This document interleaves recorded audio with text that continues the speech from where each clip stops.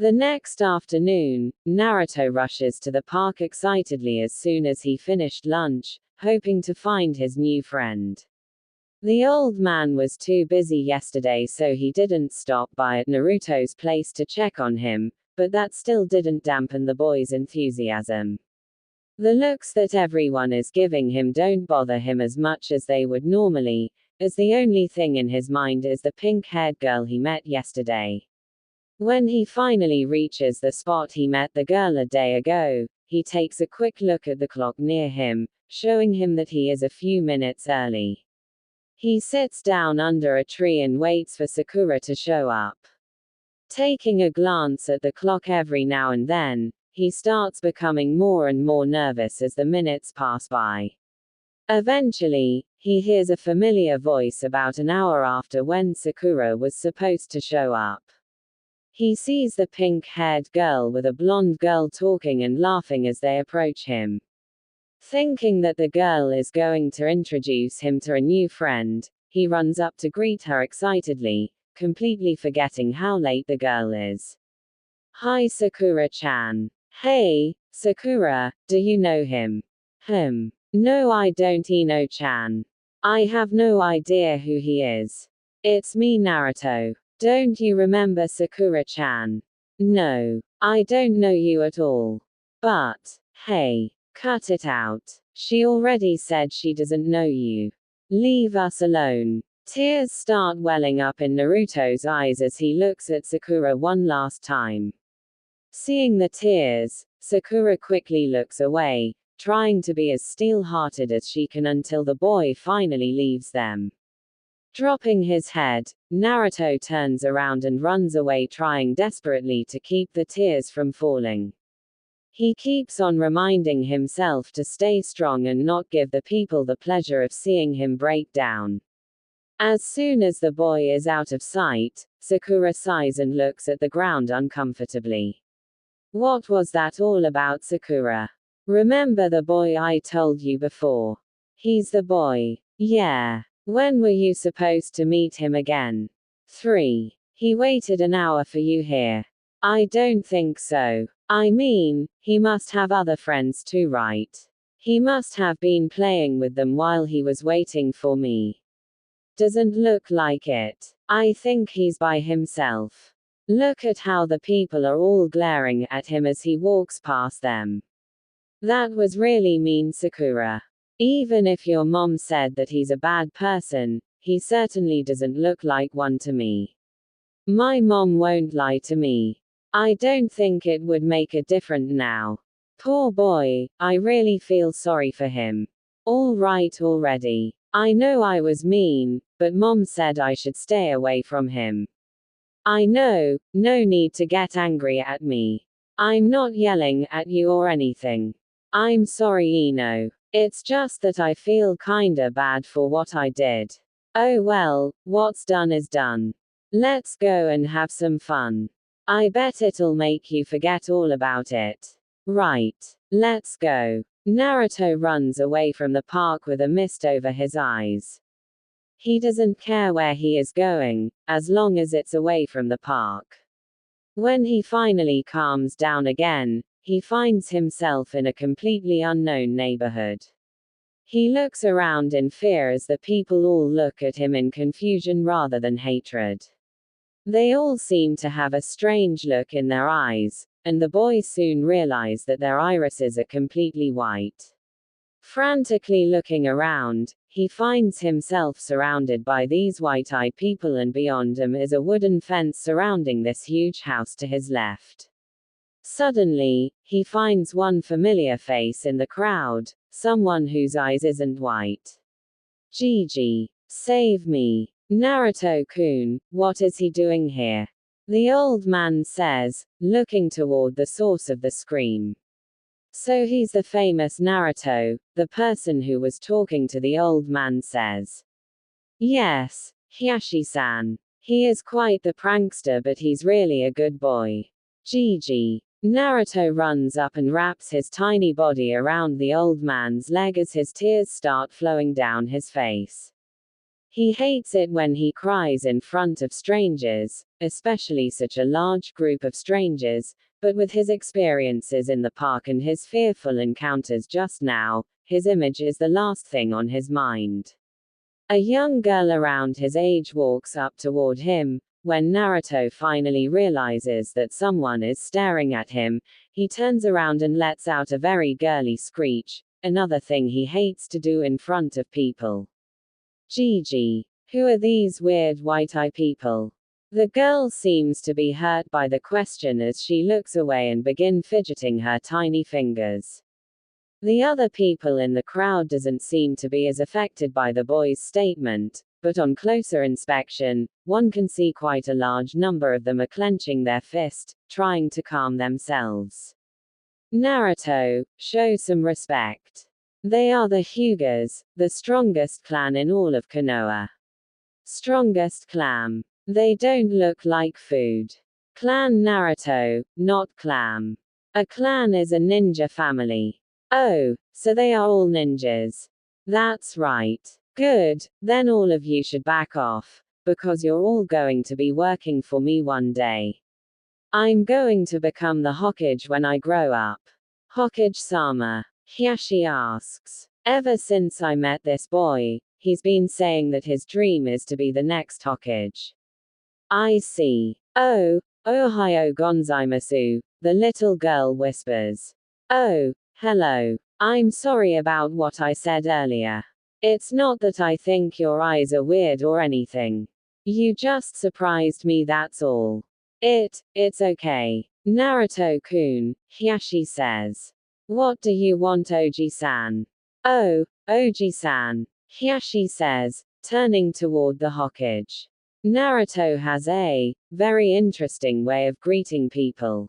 I see. Well, Naruto-kun, do you want to become friends with my daughter Hinata? Yeah. I always want to make new friends. Arigato Naruto-kun, the little girl says. Stopping his eager nodding, Naruto turns toward the girl who had surprised him before. His face is etched in confusion for a few moments until realization dawns on him. Oh, so you must be Hinata-chan. Hi. My name is Uzumaki Naruto, future Hokage. Ganbare Naruto-kun. Naruto flashes a smile toward Hinata and she starts fidgeting her fingers again while looking away blushing. Seeing how the two are bonding, the adults slowly walk away and let the two young kids enjoy themselves.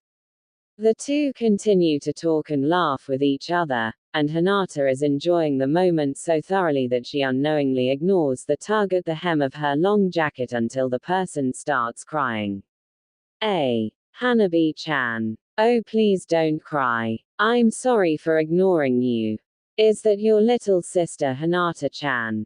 Yeah. Her name is Hanabi, she's just 1 year old. Come on, Hanabi-chan, don't cry. I'm sorry for keeping your sister from you. Eyes finally drying up, Hanabi takes one look at Naruto and clutches onto her sister's leg while glaring at Naruto with a pout. Chuckling nervously, Naruto scratches the back of his head, having no idea how to deal with this situation. I don't think Hanabi-chan likes me too much. She is always like this with strangers. Give her a little time and she'll warm up toward you. Are all girls like that? What do you mean, Naruto-kun? Do all girls need time to know the boy before she starts liking him? I guess. Why? Well, I met a girl at the park yesterday and she promised me that she'll play with me today, but then she comes an hour late with another girl and starts pretending she doesn't know me. Maybe she's shy about letting her friend that she have a boyfriend. A boyfriend. Well, you're a boy and you are her friend, right? But, boyfriend. Hinata looks toward the boy in confusion as Hanabi looks back and forth between Hinata and Naruto, trying to gain their attention again. After a few moments of thinking, Hinata finally understands what Naruto is talking about. No, I don't mean it like that. I just mean a friend who is a boy. Oh, you scared me for a moment there, Hinata-chan. Seeing how Naruto is patting his chest with one hand while wiping the imaginary sweat off his forehead with the other, Hanabi starts giggling at his antics. Hinata shows a gentle smile as she watches Naruto bends down and start playing with the younger Hyuga. Suddenly, an idea strikes her and she glances toward Naruto and waits for him to start paying attention to her again. Hinata-chan, is there something wrong? No. I was just wondering if Naruto-kun would want to go to the park with me tomorrow. Maybe we can even meet this girl you are talking about. The park again. Don't worry, I won't ignore you like the girl today. Are you sure? Of course. You're my friend Naruto-kun. It looks like you are Hanabi-chan's friend too. Yeah, she warmed up to me pretty fast. Okay, what time do you want to meet tomorrow? How about 2? Okay, 2 o'clock it is. While the kids are playing together, the Hokage and Hyashi watch on with a small smile on their face. Hearing about their plan for tomorrow, Hyashi gestures toward one of the guards and orders him to keep an eye on Hinata tomorrow but not to interfere with him unless absolutely necessary. The kid looks so much like him, even his personality. Yes, that is quite true. Naruto-kun also has a way of changing people around him for the better. I have to agree. I haven't seen Hinata this happy before, Hyashi says before looking around, though I still wonder how the kid managed to barge into the Hyuga compound like that. I will have to talk to him later about that. Anyway, my business here is done. I probably should get Naruto-kun home as well, it's getting late, we shouldn't intrude any longer. Oh no, it's no trouble. It's an honor to have you visit us today, Hokage-sama. Please tell Naruto that he is welcome to come whenever he wishes. Thank you, Hyashi. Come on, Naruto, we're going. Okay. See you tomorrow, Hinata-chan. Bye, Hanabi-chan. The next afternoon, Naruto rushes to the park again, hoping that his luck will be better this time around. Remembering his conversion with Hinata yesterday, Naruto is hoping that he can see Sakura again today so he can introduce her to Hinata and perhaps she won't be as shy anymore. In fact, he is hoping that Sakura would introduce him to her friend and they can all play together.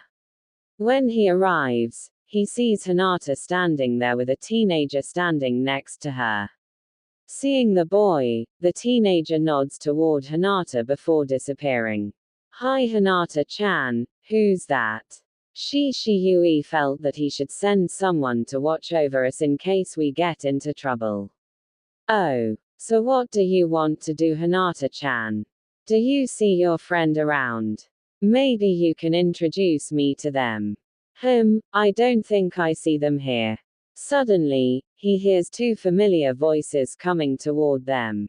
The girls are so engrossed in their conversation that they don't realize 2 people running toward them. The 2 girls only realize their existence when Naruto calls out right before they collide. Ugh, why don't you watch where? Hey, you're the boy from yesterday. Ino says. Hello, Naruto says hesitantly. Naruto-kun, I would like to apologize for yesterday, Sakura says. It's okay. I understand that you were a bit shy. Shy? Aha, you don't want your friend to know that you have a friend who is a boy. Hinata-chan told me yesterday that girls are like that. Then you must be Hinata, right? Ino says. Yes, Hinata says, hiding partially behind Naruto. See Ino, I told you he had other friends with him yesterday. The 4 look at each other awkwardly. While she has warmed up toward Naruto yesterday, Hinata is still very shy around strangers. Ino told her parents about what happened at the park yesterday. After fumbling with the name for a while, her parents finally figured out who she was talking about and confirmed her suspicion that Naruto is actually a very kind, if stupid and brash, boy, and that her father had seen the boy with the Hokage on occasion and asked her to become Naruto's friend, though she doesn't really know how to approach him. Sakura had since found out from her mother that she was angry with something else that day and that she was surprised that a boy had approached her precious daughter and allowed Sakura to befriend the boy again. What Sakura doesn't know is that Ino's parents had a lot to do with her mother's change of heart. Naruto is trying to figure out if the two girls would be willing to be friends and play with him. So, Sakura, aren't you going to introduce me to your friend? Oh, Ino-chan, this is Naruto-kun. Nice to meet you, Naruto-kun. Nice to meet you too, Ino-chan. Why do you look so happy all of a sudden? Ino asks. Because now I have 3 friends. 3. Sakura says. Yeah, Sakura-chan. You, Hinata-chan, and Ino-chan. What about your other friends? I don't have other friends. But that's okay, because I have the 3 of you. Oh yeah, Hanabi-chan is my friend too, so I have 4 friends. Who's Hanabi? Ino asks. She's my younger sister. I see. Sakura-chan, Ino-chan, do you want to play with us today? Naruto asks. Okay, but what are we playing? Sakura asks. I don't know yet, what do you think, Hinata-chan? I don't know either. Hey, I have an idea. Let's play family. Family. What is that? Naruto asks. We pretend to be a family.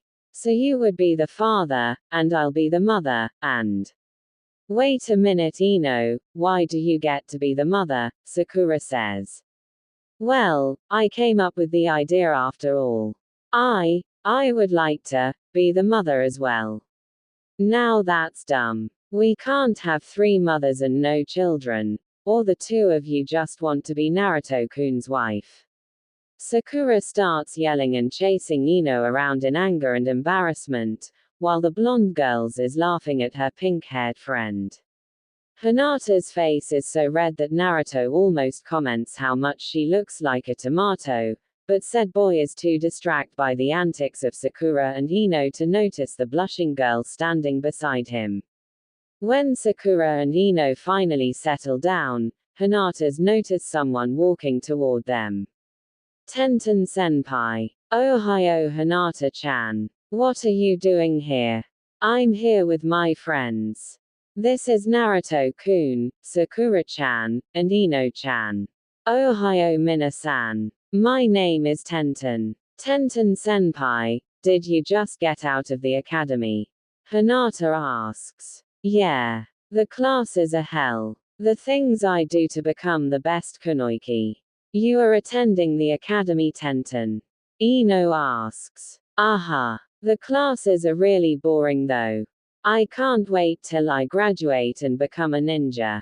So, what are you guys doing? Well, Ino suggested that we can play family, but we can't figure out who is going to be the mother, Sakura says. Let me guess, all 3 of you want to be the mother. That's right, Ino says. I can't blame you, with this cutie being the father and all. Tenten senpai. Hinata screams, blushing bright red. I have a way to solve the problem if you let me join. Okay. The more the happier, Naruto says, trying to end the arguing between the girls. Why can't we all just take turn being the mother? The girls all agree with Tenten's suggestion and start the game, though Ino is a bit upset that she couldn't come up with a solution as simple as that. By the time the girls have to go home, Naruto is utterly exhausted. When he agreed to play the game, he was under the impression that the mother would be doing the housework like all the stories he heard. What ended up happening was that Tenten, Sakura, and most of all Ino kept ordering him around telling him to do all the work. Only Hinata acted like one of the housewives that he heard about. Although things didn't exactly go the way he thought it would, he's still happy that he met 2 more new friends and regained another today. As Naruto is about to leave after saying goodbyes to the girls, the Hyuga guard walks up to Naruto and Hinata and states that Hiashi had invited the boy to attend dinner with them. When the 2 children reach the Hyuga compound, they find the dinner is a private manner, as Hiashi, Hinata, and Naruto are the only ones present. Hiashi explained that Hanabi would be there as well, but she would move around in excitement as soon as she sees Naruto, so Hiashi decides that it's best if he let the other clan member take care of Hanabi today. So, what did you 2 do today? Hiashi asks, looking up from his meal. Hinata-chan and I played family today with Sakura-chan, Ino-chan, and Tenten-chan. Played family, Hiashi says. Yeah, Hinata-chan, Sakura-chan, Ino-chan, and Tenten-chan took turns being the mother and I was the father. I see. So, do you like your wives? Ino-chan was too bossy, Sakura-chan and Tenten-chan too. I like Hinata-chan best. So when you grow up, would you like to marry Hinata? Yui. Hinata screams, blushing. I would love to marry Hinata-chan, Naruto says, ignoring Hinata's reaction. Hearing what Naruto said, Hinata busies herself with the bowl of rice in front of her. She feels so embarrassed that she is suffering from one of the bad cases of blushing again. Though secretly in her heart, she is overjoyed with what Naruto said, even if Naruto had no idea what he was talking about. While Hiashi is interrogating Naruto, Ino is giving her account of what happened today, and faces a similar question from her parents. So, what does my little princess think of Naruto-kun? Anoiki asks. He is really funny and nice, he did everything I asked him to do when we were playing family. How would you like Naruto-kun to become your real husband when you grow up? I don't know. I still think Sasuke-kun is cooler, but he doesn't treat me anywhere near as nice as Naruto-kun. I can't decide yet, but I think Hinata-chan likes Naruto-kun a lot more than I do. I'm done now, dinner is delicious like always mom. I'm going to my room. Yamanaka Anoiki watches his daughter's back as she heads upstairs. As soon as their daughter is out of the earshot, his wife hits him on the back of head. What are you trying to do? Force our daughter to marry Naruto. While I don't have anything against the boy, I'd rather let Ino pick someone she actually likes, not someone forced upon her by her own father. I just wish that she would get her mind off of. I don't like that you cheat her any more than you do, but that doesn't mean you should force someone on her. All right. I won't mention it in front of her again, Anoiki says, putting up his hands to placate his wife. Good. As soon as Sakura gets home, her mother begins bombarding her with questions. Being her tired self, the last thing on her mind is showing respect to her mother. She walks right past her mother and props herself onto the sofa. Young lady, are you even listening to me? Mom, I'm really tired, Sakura whines. I take it you had fun today. Yeah, Naruto-kun was there with Hinata-chan. Hinata. As in Hyuga Hinata. Yeah. I think so. I mean, only the Hyugas have those white eyes, right? So what happened? We wanted to play family, but we couldn't decide who will be the mother, but then Hinata-chan's friend Tenten-chan showed up and suggested that we should take turn. I think Naruto-kun is the most tired one though. Tenten-chan and Ino-chan were really ordering him around. I'm glad that you had fun today. Why don't you go upstairs and change? Dinner will be ready soon. Okay, Mom. As Mrs. Haruno watches her daughter head upstairs, she can't help but to feel glad that the Yamanakas convinced her that Naruto isn't who she made him out to be. Hearing that the boy have befriended the Hyugas only serves to confirm what Ino's parents said. Knowing how her daughter is often subjected to mean comments from others around her age, she is glad that her daughter has gained a few precious friends. Putting his hands up to protect himself, Naruto starts backtracking until he bumps into someone. Turning around, he sees Sakura glaring at him with a dark look in her eyes. Chuckling nervously, he starts backing away from the two angry girls until he bumps into someone again.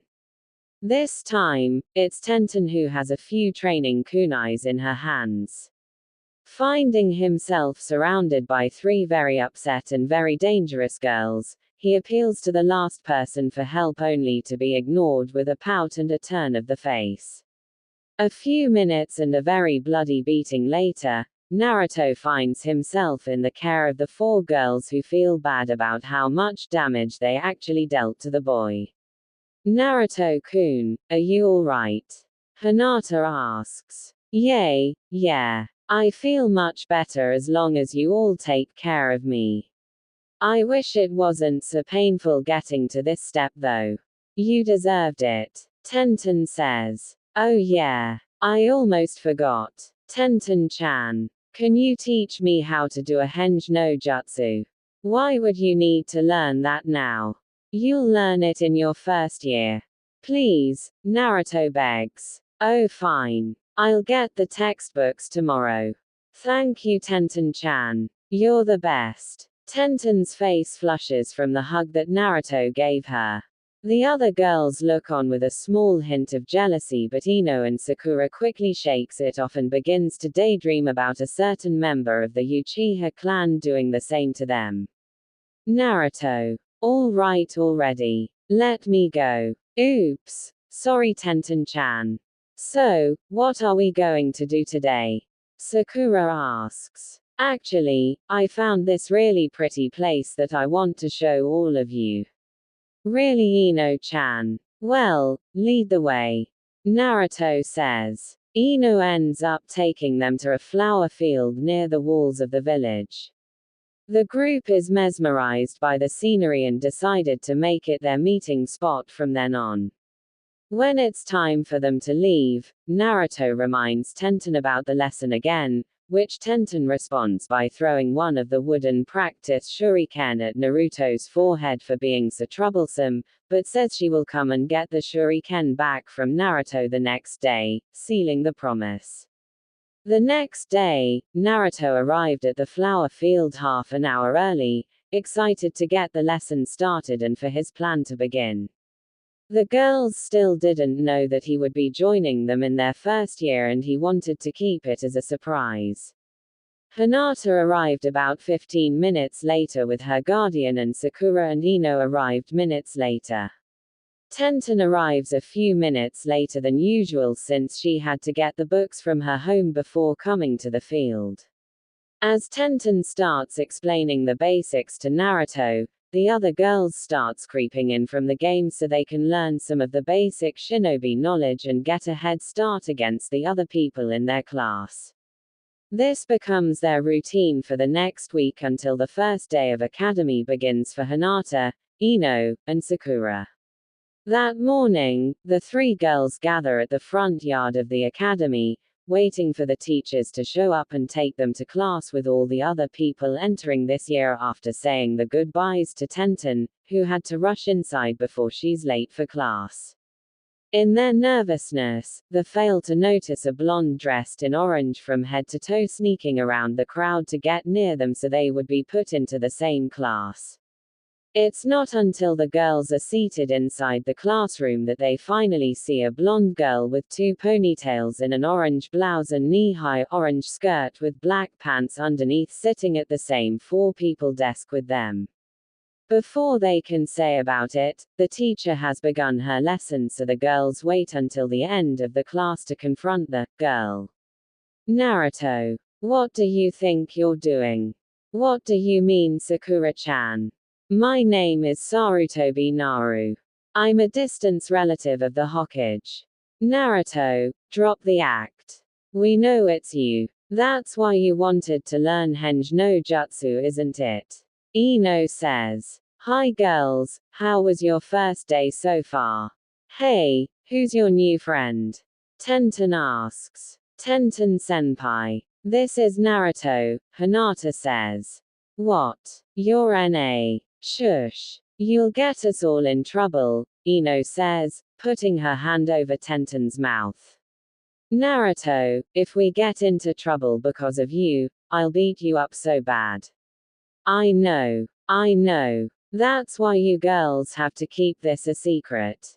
Gigi told me the same thing this morning and he's willing to cover for me. Fine, but don't say we didn't warn you, Naru-chan, Sakura says. What are you girls doing after school today? Tenten asks. I'm going to Ino-chan's place to study. Hey, why don't we all go to Hinata-chan's place to study?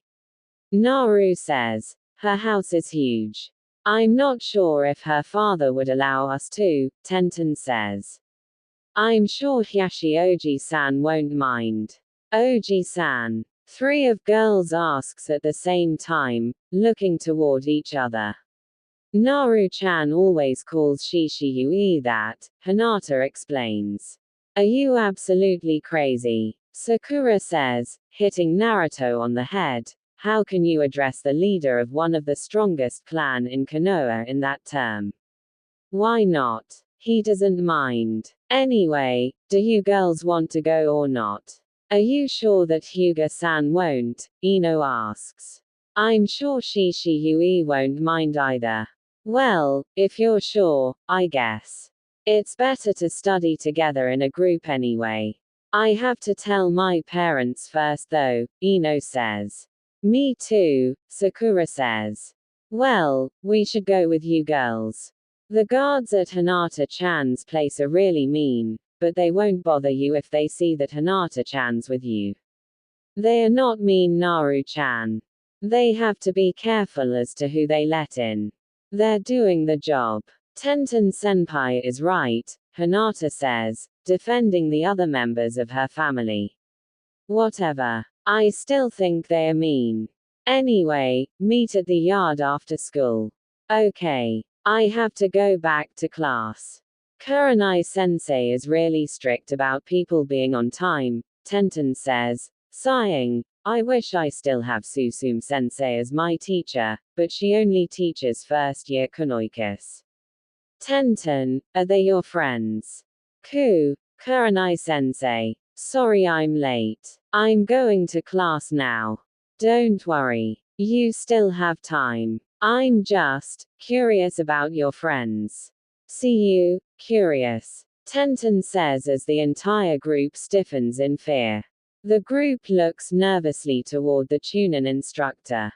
Kurenai has her attention fixed on the transformed Naruto. While they don't know if Kurenai has seen through the disguise, the look and the smirk she has on her face are plenty unnerving enough for the young minds. You certainly have an interesting group of friends, Tenten. Especially you, little girl, Kurenai says, staring at the transformed Naruto. The group is frozen in place as Kurenai walks toward the classroom, her soft laughter filling the now empty hall. The girls start casting nervous glances toward Naruto, who has a look of pure dread. I think she knows, Naruto says. Does that mean that Suzume-sensei, Ino asks. What's going on? Why aren't you girls in class yet? Suzume-sensei. We're sorry. We're going now, Sakura says. After the girls scramble into the classrooms, Suzume stands there with an amused look as someone walks up to her from the back.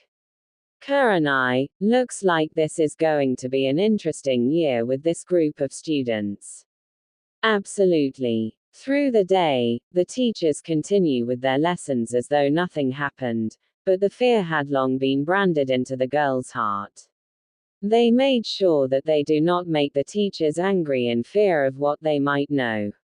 By the time the classes are over, they quickly gather at the yard and leave the academy to avoid another run-in with the Chunins.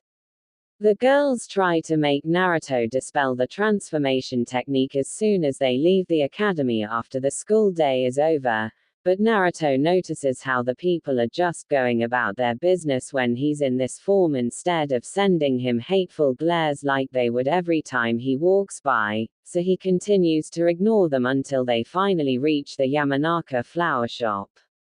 Tadaima. Okarinasai, Ino-chan. Ojamashimasu. Sakura says as the girls enter the shop after Ino. Ah, Sakura-chan, you're here too. Who are your friends? This is Hinata-chan, Tenten-chan, and, Ino says. Naruto-kun, is that you? Why are you dressed up like that? Anoiki Oji-san, you are Ino-chan's father. Yes, you mean my little princess didn't tell you. Anyway, what are you doing dressed like that? I wanted to go to the academy with everyone but I'm too young so I used a henge no jutsu to get in as a girl. How did you see through it? Any halfway decent ninja should be able to see through that.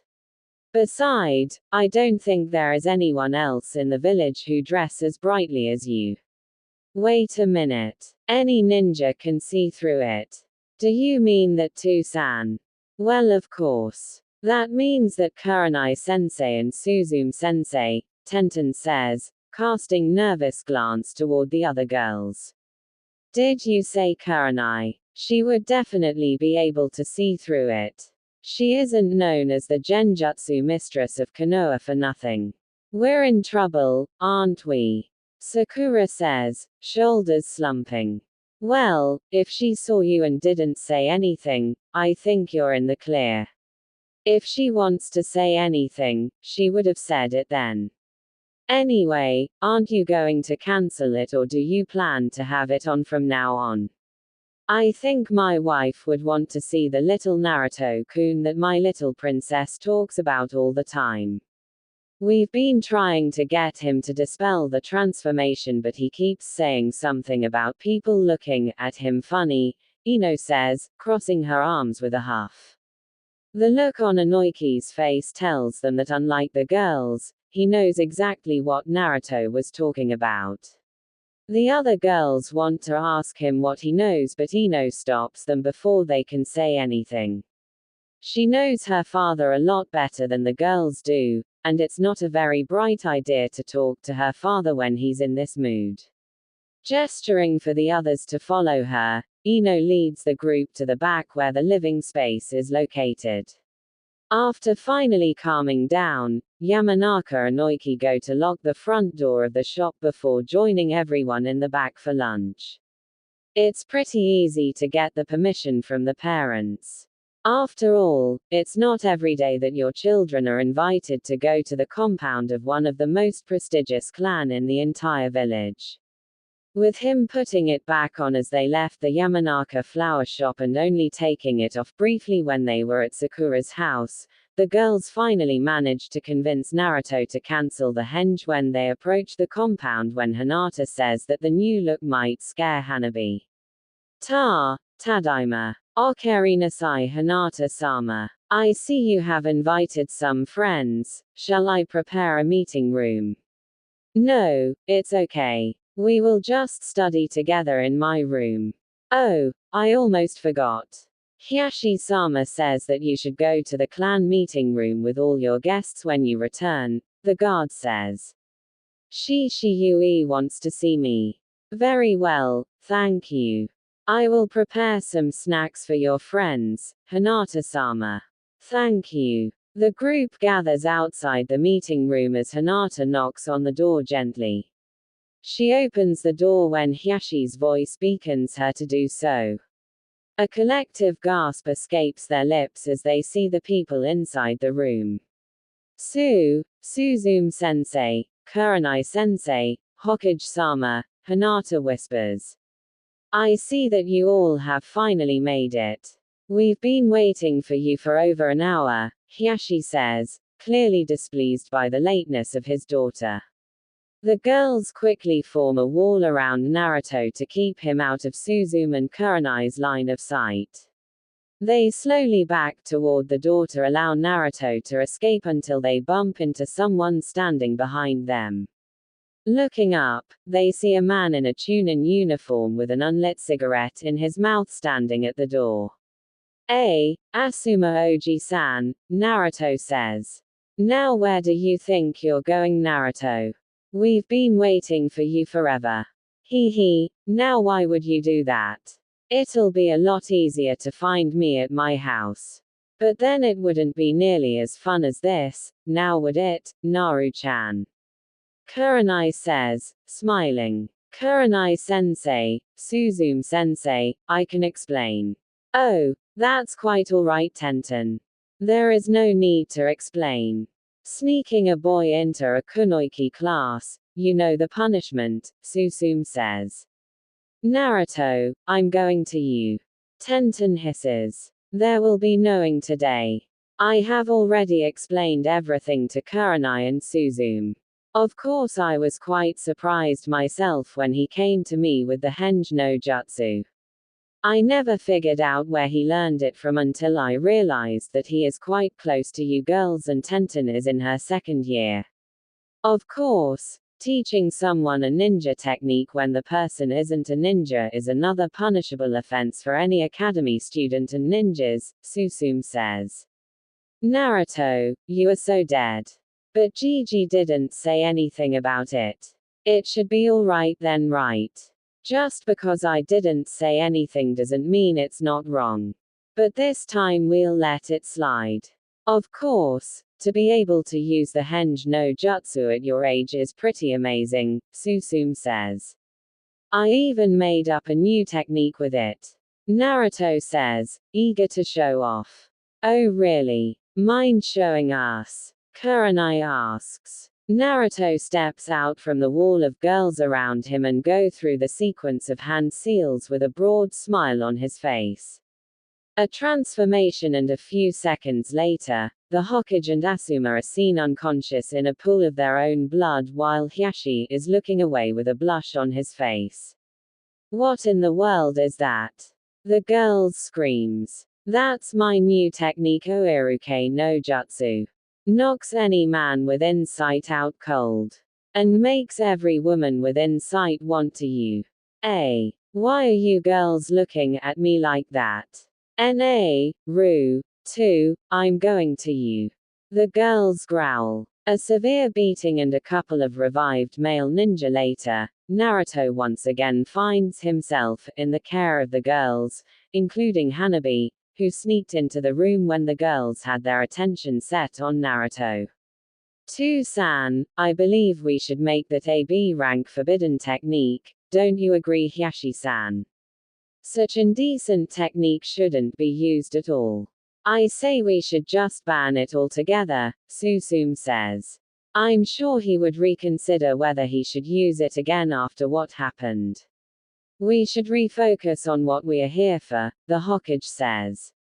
Oh yeah. Why are you looking for me, Gigi? Well, it seems that Kurenai and Suzume are strongly against you entering the academy as a female. Especially after that display, Suzume says. Right. Therefore, please don't kick me out. I really want to learn. No one has doubt that Naruto, but in order for you to enter the academy at your age is if you have the backing of your clan, the Hokage says. But I don't belong to any clan. This is where Hiyashi-san comes in.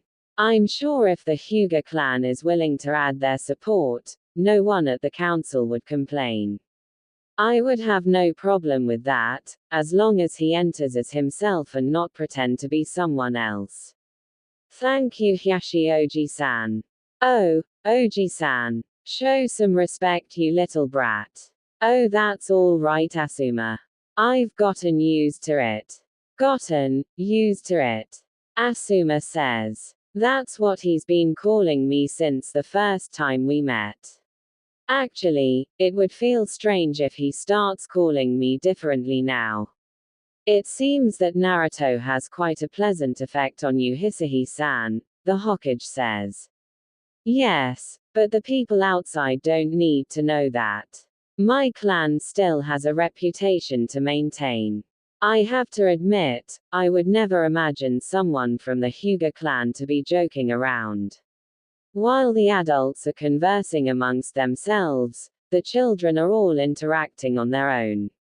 Whenever one of the girls tries to get closer to Naruto, Hanabi would grabs onto Naruto and glares at the girl, even her own sister. Mine. It has been 5 years since Naruto and the girls entered the academy. During these 5 years, Naruto met several new friends, Rock Lee, Nara Shikamaru, Akamai Kichuji, Inuzuka Kiba, just to name a few. However, his relationship with the girls had taken a turn for the worse. Tenten graduated from the academy a year ago and was assigned to a genin team with Lee and Hinata's cousin Neji under the guidance of Mato Gai. Between missions and training, she doesn't have anywhere near as much time as she had before to hang out with everyone. Even if Lee introduced Naruto to his over-energetic sensei, Naruto spent most of his free time practicing with Gai instead of enjoying the day with the girl. Sakura and Ino's infatuation with Uchiha Sasuke grew with age, and the friendship between them and with Naruto suffered. The two girls would rather spend more time trailing Sasuke around the village and fight against each other than to enjoy the company of the friends from their childhood. As Hinata and Hanabi got older, Hiyashi's expectation of them also grew, and the two girls' relationship with Naruto started to become more of a distraction than a benefit to their training. If Hiyashi has to choose between his daughter's friendship with Naruto and the well-being of his clan, there is no question what his choice should be, no matter how much he likes the boy. On the academic side, Naruto also suffered. Outside of Asuma and Kurenai and occasionally Suzume, Naruto didn't really have anyone to look to for advice until he met Yumino Iruka and Gai. By then, Asuma and Kurenai had become Junins and didn't have time to spend on Naruto no matter how much they wanted to help him.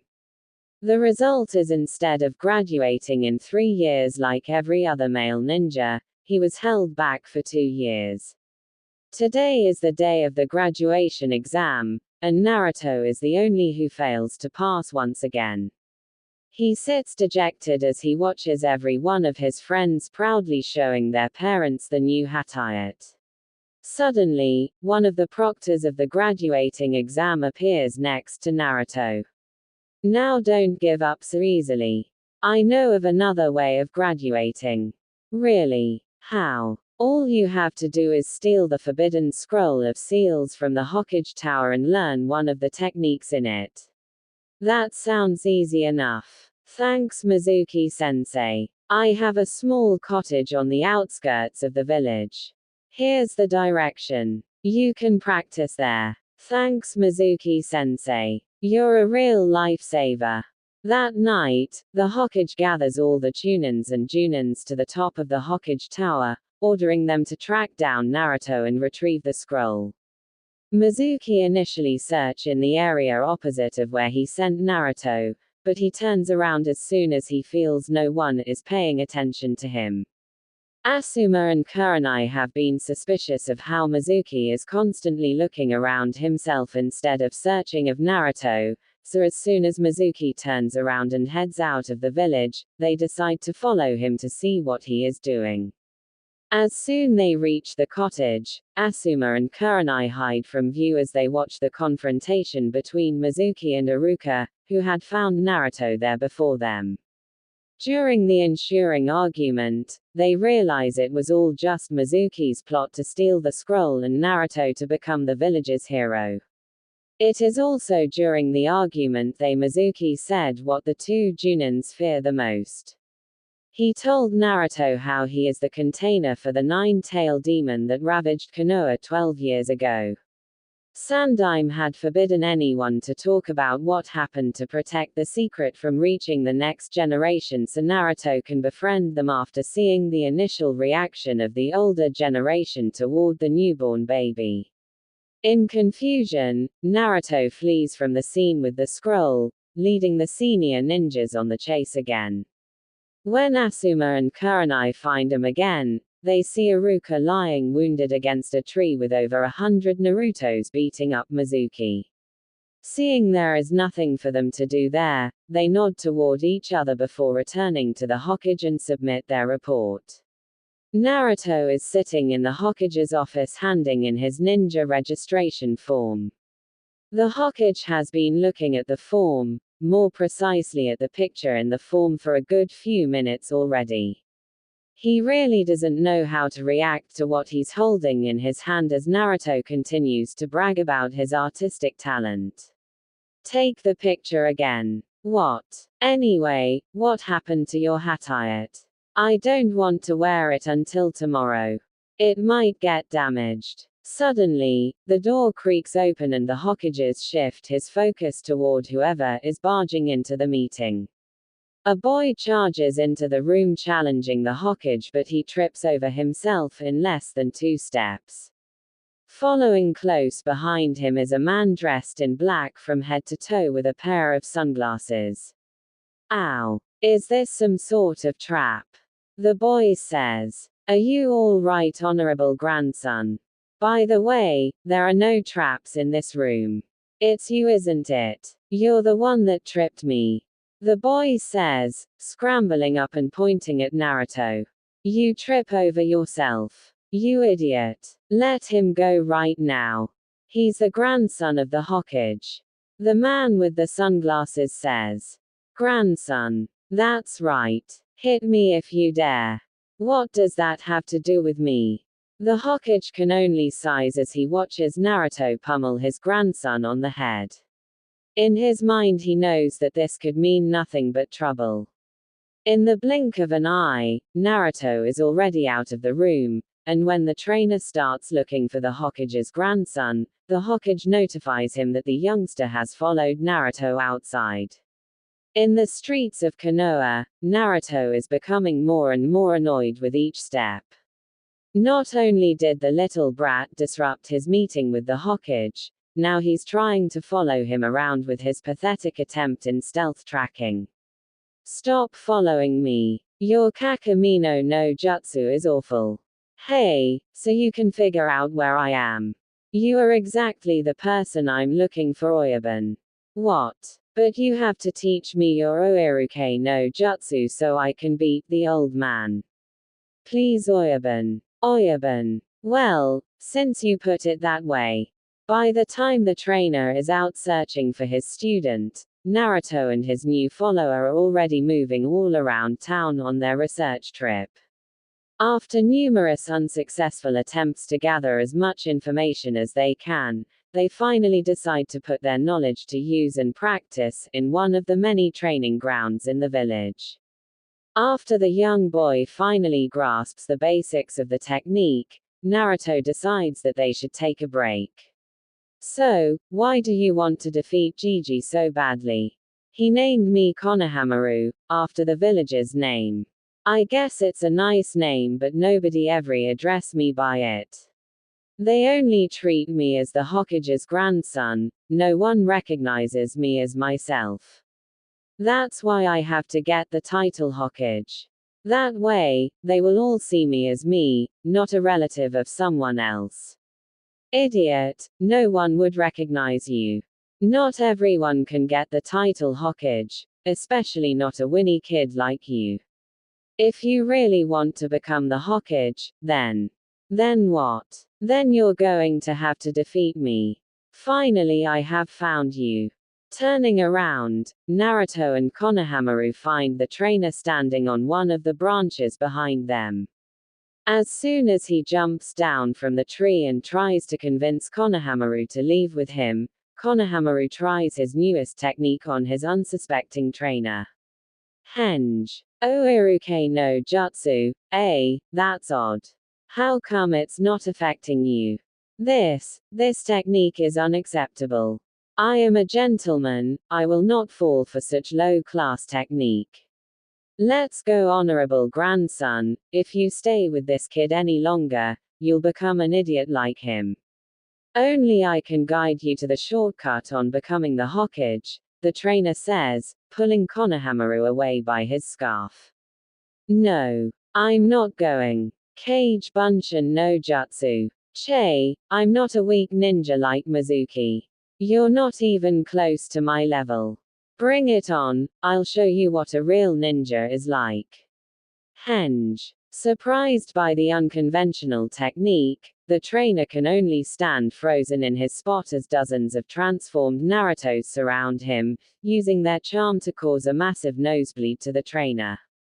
Watching with his crystal ball from afar, the Hokage can only shakes his head in disbelief as he contemplates the effect the new technique would most likely have on him if he was the one subjected to it.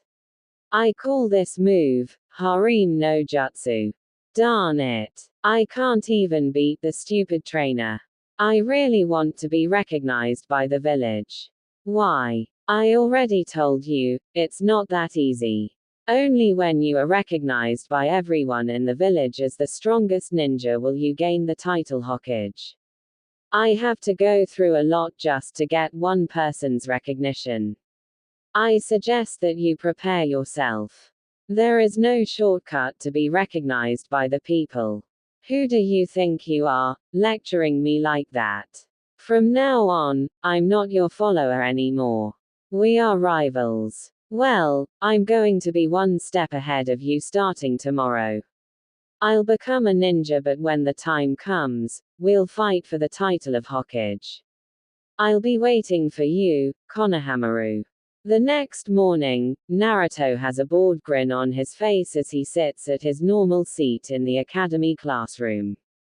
He watches as the other students slowly fill up the room. Eventually, Shikamaru, Chuji, and Kiba enter and, spotting Naruto, walk over toward him. Naruto, what are you doing here? This meeting is for graduates only. I know you're lazy, Shikamaru, but I didn't know that you're blind too. You see this? I'm a ninja just like the rest of you. How did you manage to get your hands on that? Not telling, dog boy. On the opposite corner of the room, Hinata watches them with a small smile as the group continues to argue. Suddenly, everyone's attention is drawn toward the door as Sakura and Ino burst into the room with another one of their stupid spats. Seeing Sasuke at his seat next to the window, they run down the steps toward the table. Knowing better than to get in their way, Shikamaru, Chuji, and Kiba quickly gets out of the way, but Naruto is too dense to realize the danger. Thinking they are there to greet him, Naruto is about to wave toward them when they push him out of the way, fighting for the seat next to Sasuke. His anger flaring from the treatment, he jumps on top of Sasuke's desk and enters into a staring contest against Sasuke. Suddenly, the person sitting in front of Sasuke leans back, knocking Naruto right on top of Sasuke, their lips slamming together. There is a moment of silence and the only sound heard is the gagging noise from Naruto and Sasuke. Suddenly, Naruto feels a chakra spike from his left, where all of Sasuke's fangirls in the class are gathered. The following beating is so severe that Shikamaru, Chuji, Kiba, and Hinata do not want to look toward him and see the carnage. When Iruka enters the room and see the battered and bruised Naruto moping at his seat, he can only imagine what kind of prank Naruto pulled to get anyone so angry. Now that you are all here, I wish to congratulate all of you on passing.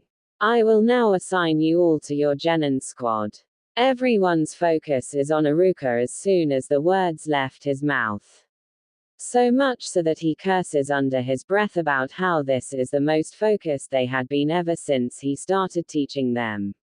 Even Naruto seems to have miraculously recovered and is paying 100% attention. As the list is being read off, all the boys' attention starts to slip as the anticipation and disappointment begins to build for the girls. Team 7, Uzumaki Naruto, Haruno Sakura. Yeah, I'm doomed, Sakura mutters while thinking to herself, there is no chance Sasuke-kun will be on my team now. And Uchiha Sasuke. Why me? Naruto mutters. Yeah. Take that Ino. Great, I'm stuck with those two fools. Team 8, Inuzuka Kiba, Hyuga Hinata, and Aberrane Shino. So, Hinata-chan and Dogboy are on the same team, Naruto says, looking toward where Hinata is sitting.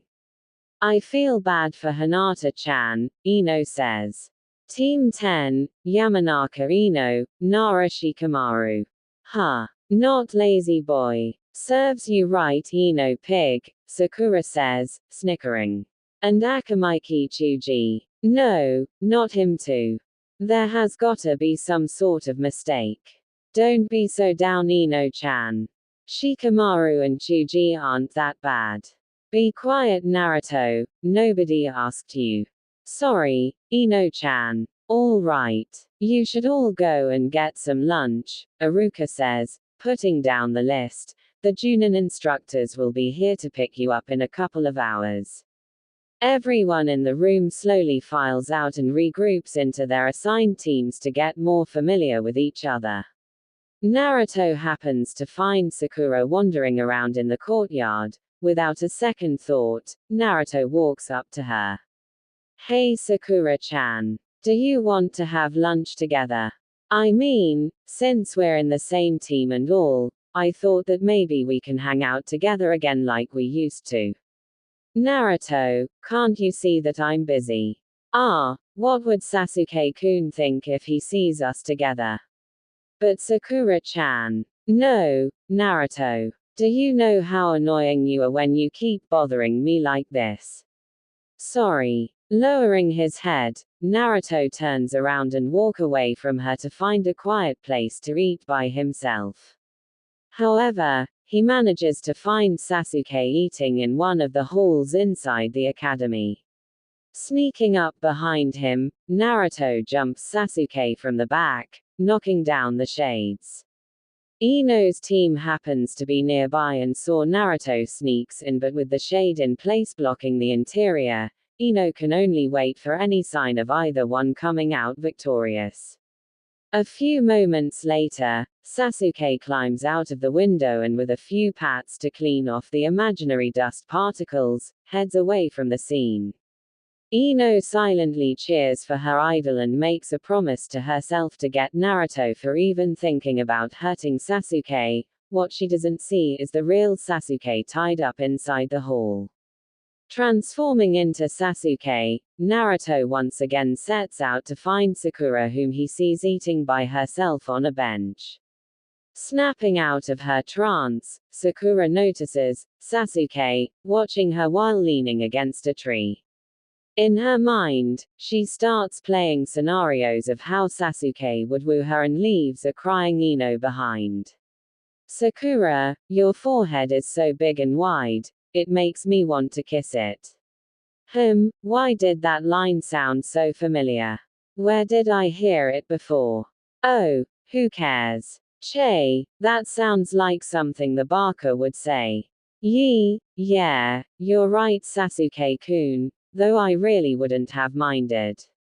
Taking a seat next to her, Sasuke starts talking to Sakura about what she thinks about the team. In the bush behind them, Ino is burning with anger as she sees her idol talking and hanging out with Sakura. She's about to jump in and stop them as they lean in for a kiss, but Sasuke suddenly ran away holding his stomach. He's getting cramps from nervousness. I never knew Sasuke is so shy, Ino hears Sakura says. Seeing how Sakura is staying at her spot waiting for Sasuke to return, Ino decides to stay hidden in case she needs to sabotage any further advances in Sasuke and Sakura's relationship. A few moments later, Sasuke comes back, asking if Sakura has seen Naruto. Ino wonders if Sasuke knows she's hiding there by his change in attitude when Sakura starts complaining about how Naruto is a constant bother in her life and how he has no manner because he has no parents.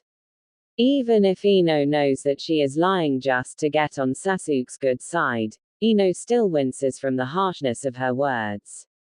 The next words shocks Ino even more. It sounds like something that should never Sasuke's mouth considering how close Sakura and him seemed to be just a moment ago. You're annoying. Stop bothering me. The look on Sakura's face almost makes Ino want to go out there to comfort Sakura and give Sasuke a piece of her mind. Just before she marches out, however, she remembers the rivalry that has developed between Sakura and her over Sasuke. Just because Sakura decides to get on Sasuke's bad side, that doesn't mean she has to join her. Ino stays in the bushes and watches as Sasuke starts his search for Naruto again. She wants to follow him, but one glance at Sakura changes her mind. She has to talk with Sakura, and it's not like Sasuke would disappear if she lets him out of her sight for a moment. Once she's certain that Sasuke has left, Ino marches out of her hiding spot and confronts Sakura. Sakura, how can you say all those awful things about Naruto? He's our friend, you know. Ino, what are you doing here? You're lucky that I'm the one listening and not Naruto. It's bad enough that we've distanced ourselves from him. If he finds out that you're saying those things about him, he'll be crushed. It wasn't that mean, was it? Besides, the entire village hates him for pulling all the pranks. It's just proof that what I said is the truth. Did you really think that Naruto is as bad as he shows? Or did you forget that Naruto is the first amongst us to learn Henge no Jutsu? What do you mean? For someone with such a large forehead, you're not very bright. Naruto is only putting it up for show to get attention. Didn't you realize that he starts acting this way when we stop hanging out with him? Well, if you feel so bad about it, why don't you go back and hang out with him? Do you even know what you are saying? Why do you have to cover one lie with another? Both of us know that you don't really hate Naruto.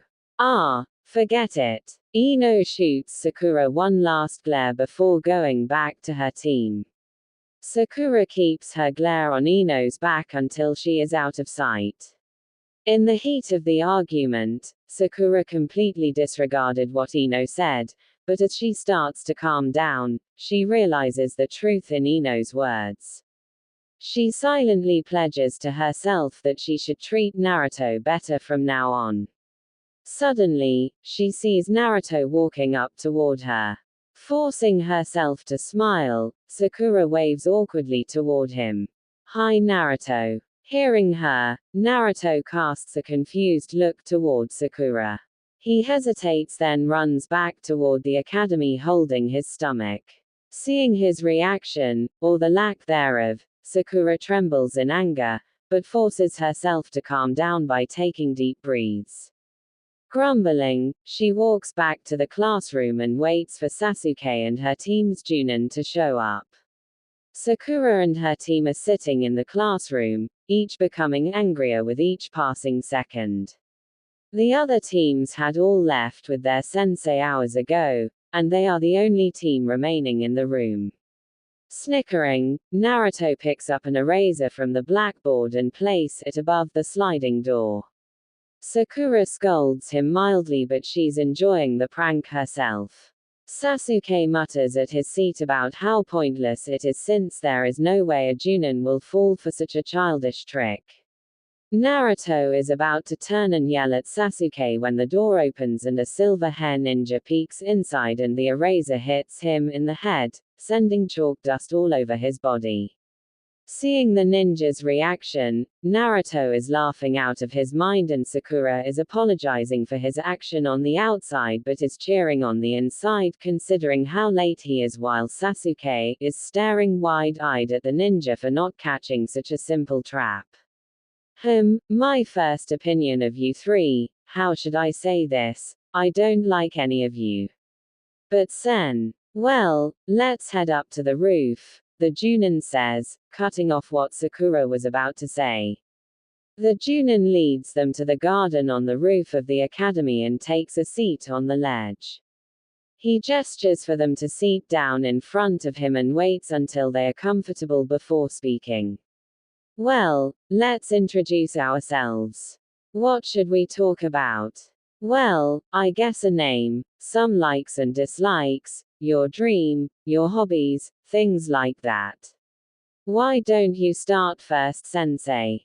Me. Well, my name is Hitaki Kakashi. I don't want to tell you my likes and dislikes. I don't really have a dream, and I have lots of hobbies. After all that, we only know his name. Well, let's start from the right. You, the one in orange. My name is Uzumaki Naruto. My favorite thing is ramen, especially the ramen at Ichiraku that Iruka-sensei treats me every now and then. I hate the 3 minutes it takes for instant ramen to cook. My dream is to surpass the Hokage. That way, everyone in the village will respect me. My hobbies, pranks I guess. All right, you, the girl.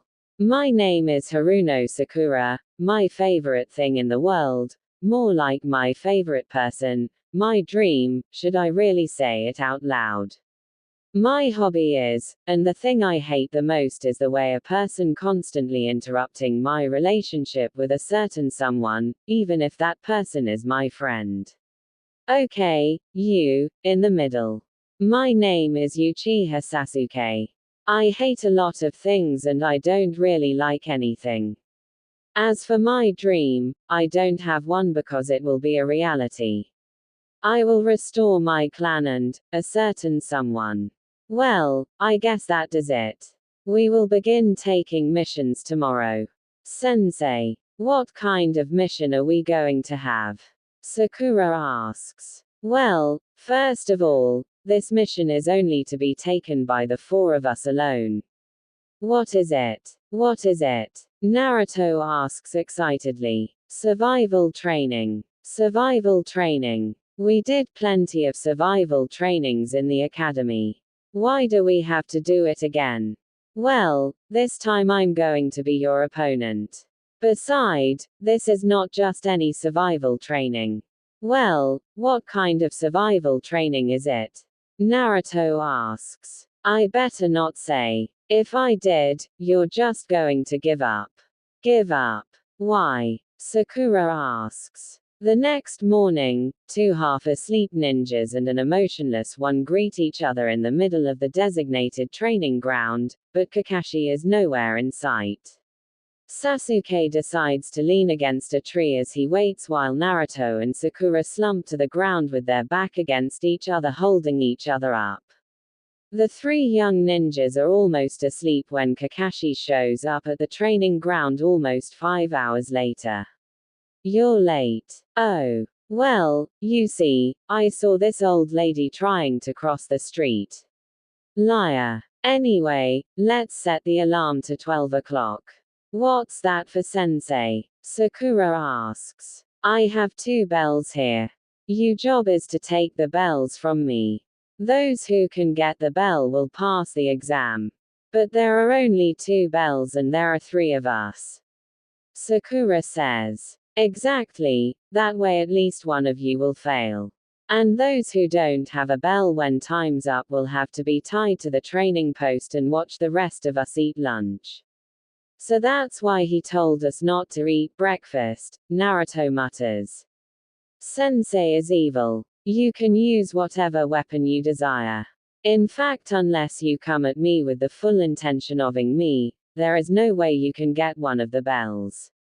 But isn't that too dangerous? Sakura asks concerned. Don't worry. You're not at the level to be able to me yet. I'm definitely going to get one of those bells. Bring it on, Kakashi-sensei. There is no way I'll be tied to one of those poles.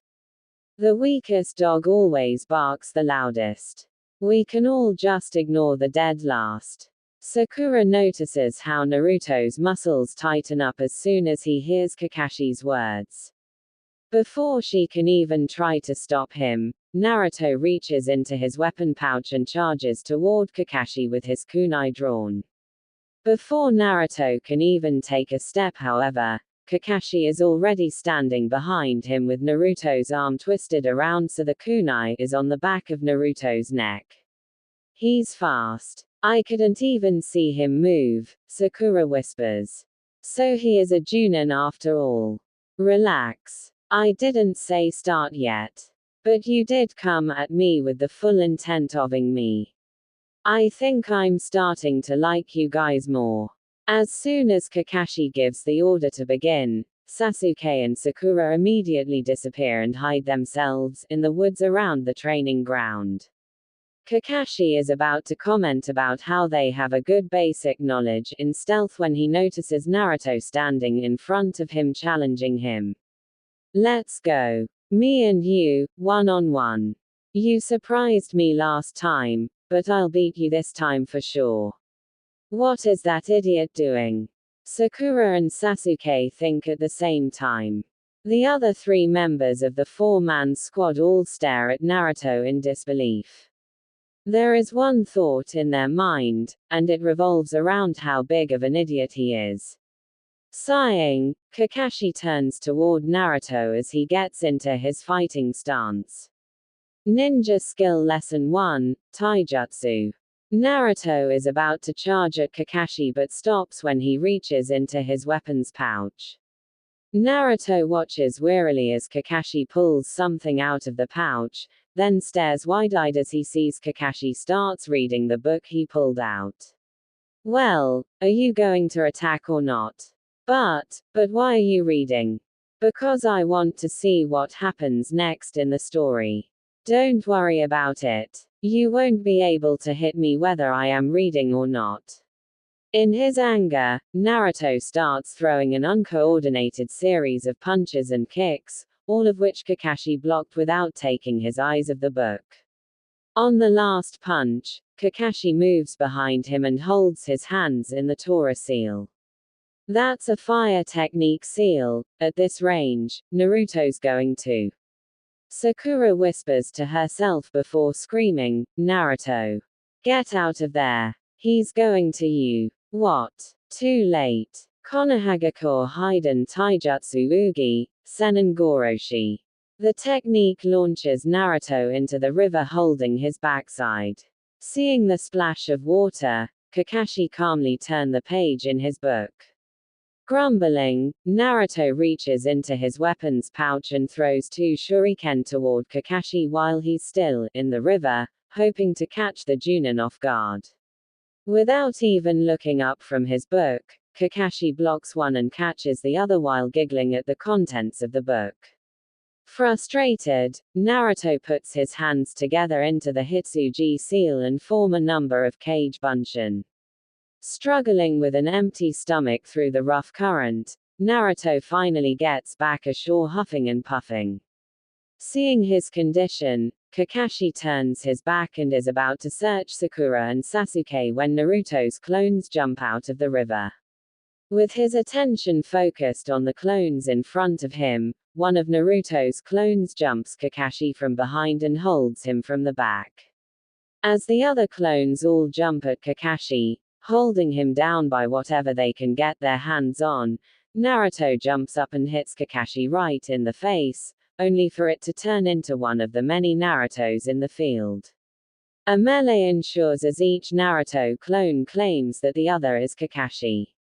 Finally, he decides to cancel the Kage Bunshin and the only person left in the field is Naruto himself.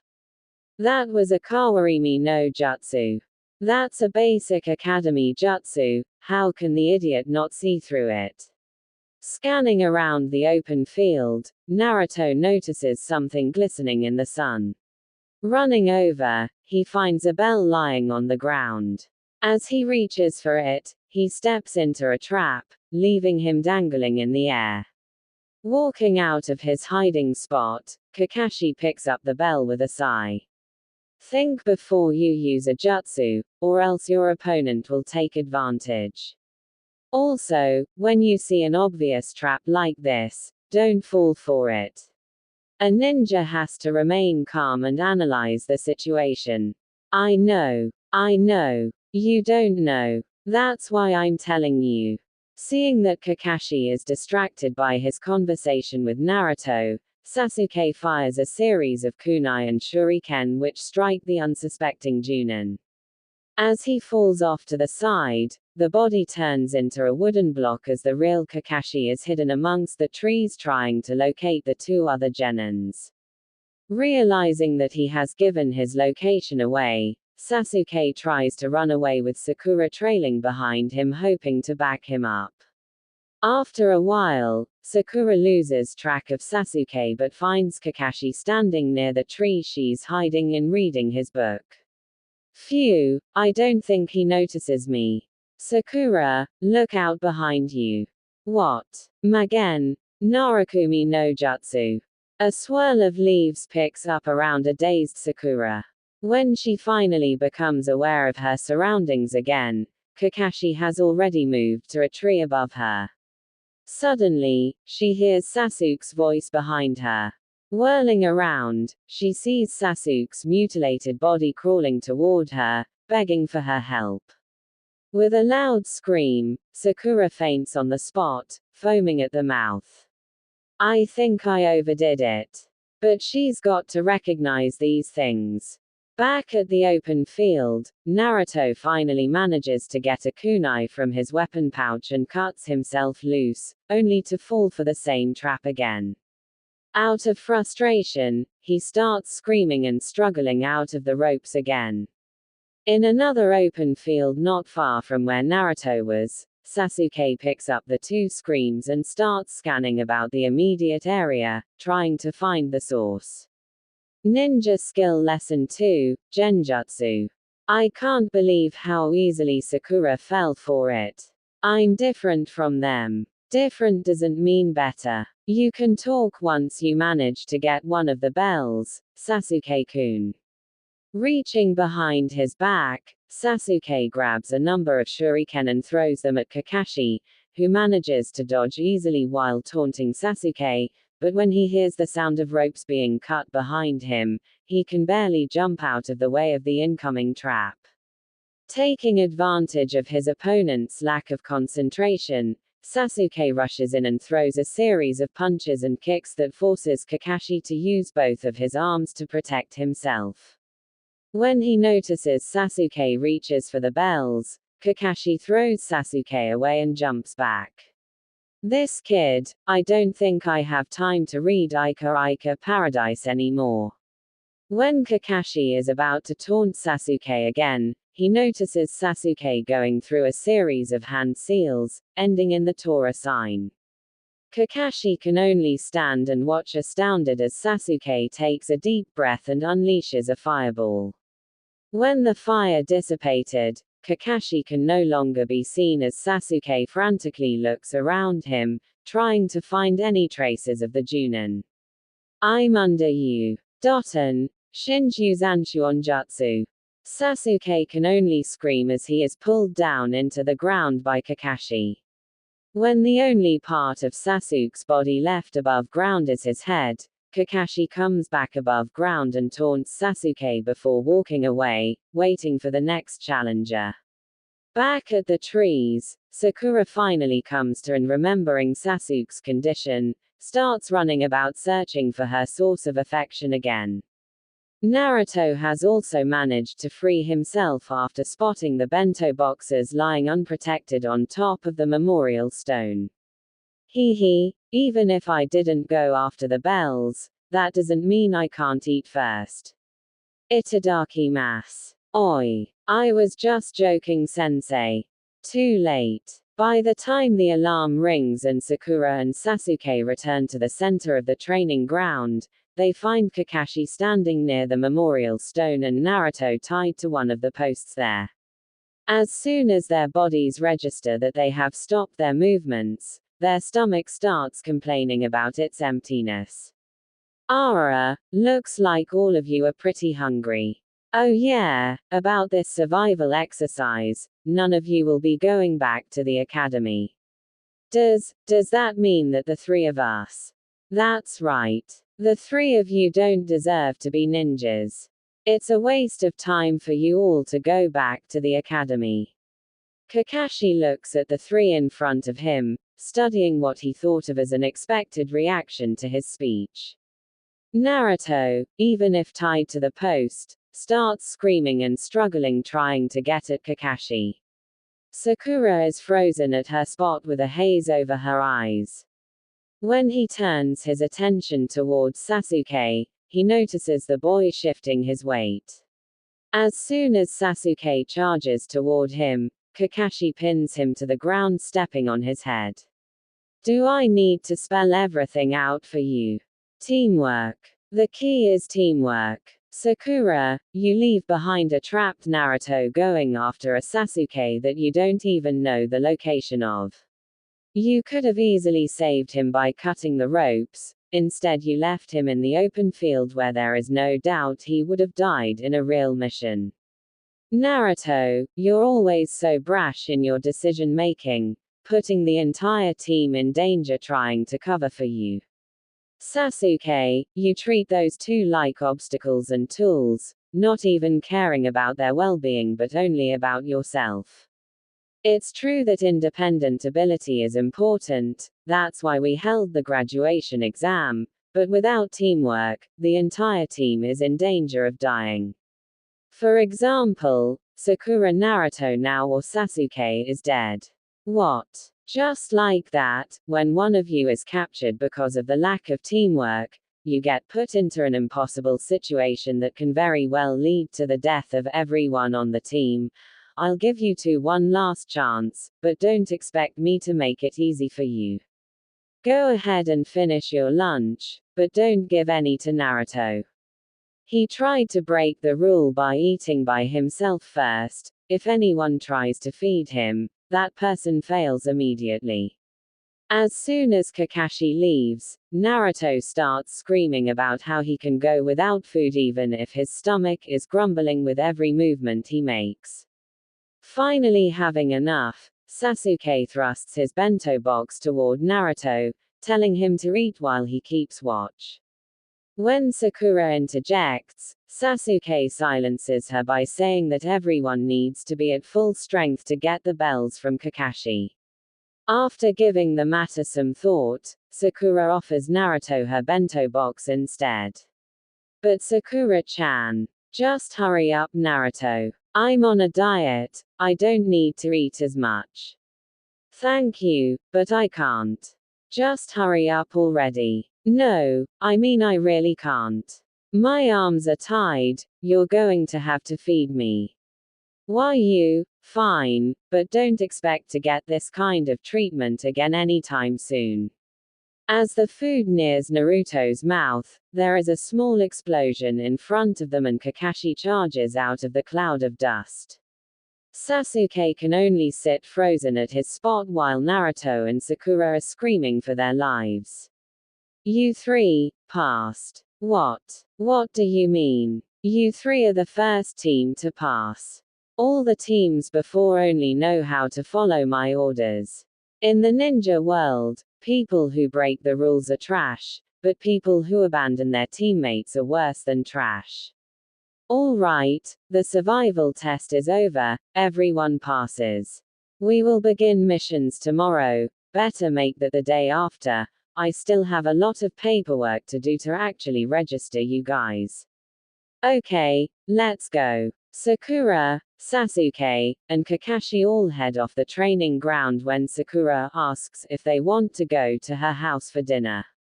When they refuse, they suddenly have a feeling that something is missing. Looking around, they find that the orange-wearing loudmouth ninja is missing. Did we manage to free Naruto yet? Kakashi asks. I think he's still there, Sakura says, sighing. I'll go and get him. See you in 2 days, Sasuke-kun, Kakashi-sensei. Turning around, Sakura heads back inside the training ground to find a pouting Naruto stranded in the open field. Sighing, she takes out a kunai and cuts Naruto loose before asking him the same question that she already asked the others. Are you sure, Sakura-chan? Yes. My mom wants me to invite my team over for dinner so she can meet them, but Sasuke-kun and Kakashi-sensei already said no. I would love to visit Haruno-san. I haven't seen her in such a long time. Well, come on then. I don't want to stay here all day. As soon as Sakura and Naruto walks through the doors, they decide to make their presence known. Hearing the noises in the living room, Sakura's mother walks out from the kitchen to find Sakura seething in anger and Naruto on the ground nursing a bump on his head. Ignoring the fact that a rare guest has shown up at her house, she rushes over to check on the loudmouth ninja. Naruto, are you alright? Yeah. I'm used to it. I'm going to change, okay mom? Okay, go ahead dear. As Sakura's mother watches the retreating back of her daughter, Naruto reaches for the tea kettle on the coffee table and pours himself a cup. Noticing the sudden movement behind her, Sakura's mother watches as Naruto holds the cup in his hand, just staring at it. I didn't think that you would keep my cup in the living room, Haruno-san. I haven't visited for so long. I'm glad you realize that. Why haven't you been visiting? Well, Sakura-chan is, you know. Well, you are always welcome to visit me, even if Sakura is a bit more hesitant. Yeah, but I don't want to make her upset. I heard that you've been eating nothing but ramen. It's the best food in the world. It's the only food in the world that isn't given to you spoiled. Well, you're in for a treat today. After I found out that you are on Sakura's team, I went and did some grocery shopping and fix up some of your favorite dishes. Really? Yeah. Haruno-san's cooking is the best. I'm glad that you appreciate my cooking, Sakura's mother says before turning toward the stairs, unlike someone else in this house. That doesn't mean that I don't like your cooking, mom. It's just that I'm on a diet, Sakura says, walking into the living room. If you say so. Well, why don't you two enjoy yourselves while I start preparing the food?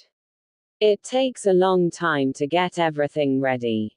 Oh mom, Sasuke-kun and Kakashi-sensei won't be coming.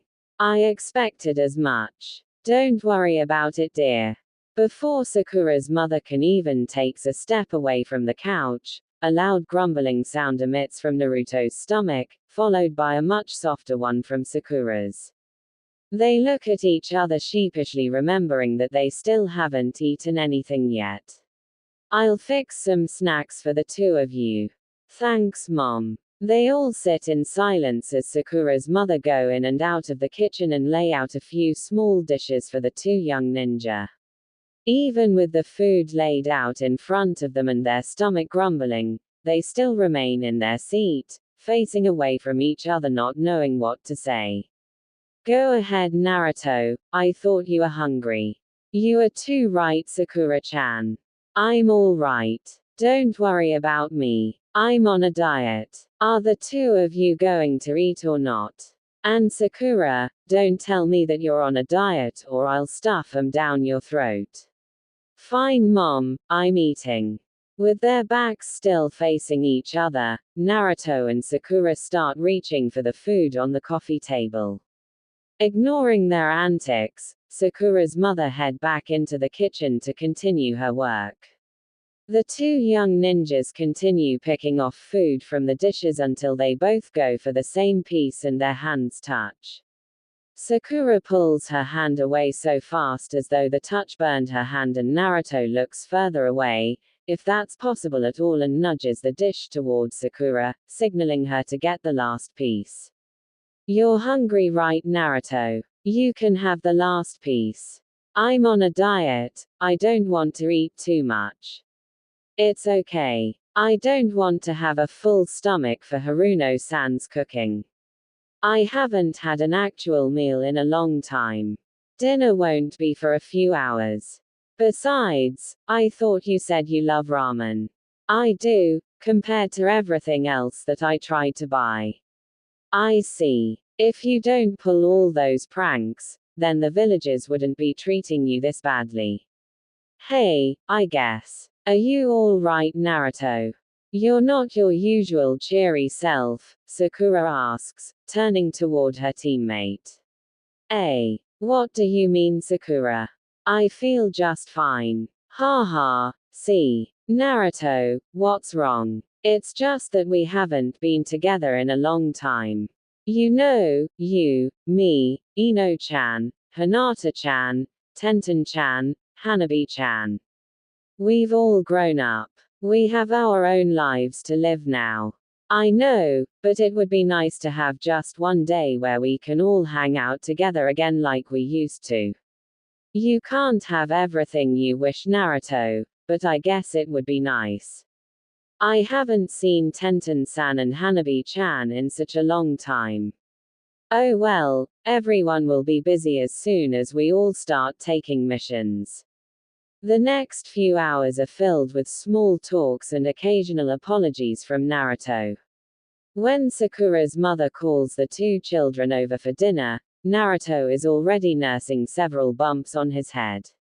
No matter how tempted he is, Naruto has to eat with some degree of manner or risk the wrath of two angry females. Having seen Naruto's eating style at Ichiraku before, Sakura and her mother smile at Naruto's attempt, even though it seems very awkward. After dinner, Sakura volunteers to clean the dish, so her mother leads Naruto to the living room to catch up. So it seems that you finally became a ninja. Yeah, it didn't even happen normally either. You always were a special child. I haven't seen Sakura as happy as all the time that she spent with you. I hope you two aren't saying bad things about me behind my back, Sakura says, walking into the living room. Of course not, dear. Are the dishes done already? Yes, Mom. So, what were you two talking about? Oh, I was just inviting Naruto to stay here for the night. What? The two new genins scream at the same time. It's pretty late. I don't want him to risk going home at this hour. He's a ninja, Mom. I'm sure he can handle himself. You know that the neighborhood Naruto lives in is very dangerous. I'm serious, Naruto, you're going to stay here tonight. I'll set up the guest room for you. No, really, it's alright.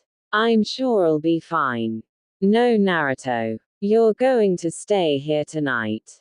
But, come on, Naruto. You know you're not winning this argument against my mom, Sakura says.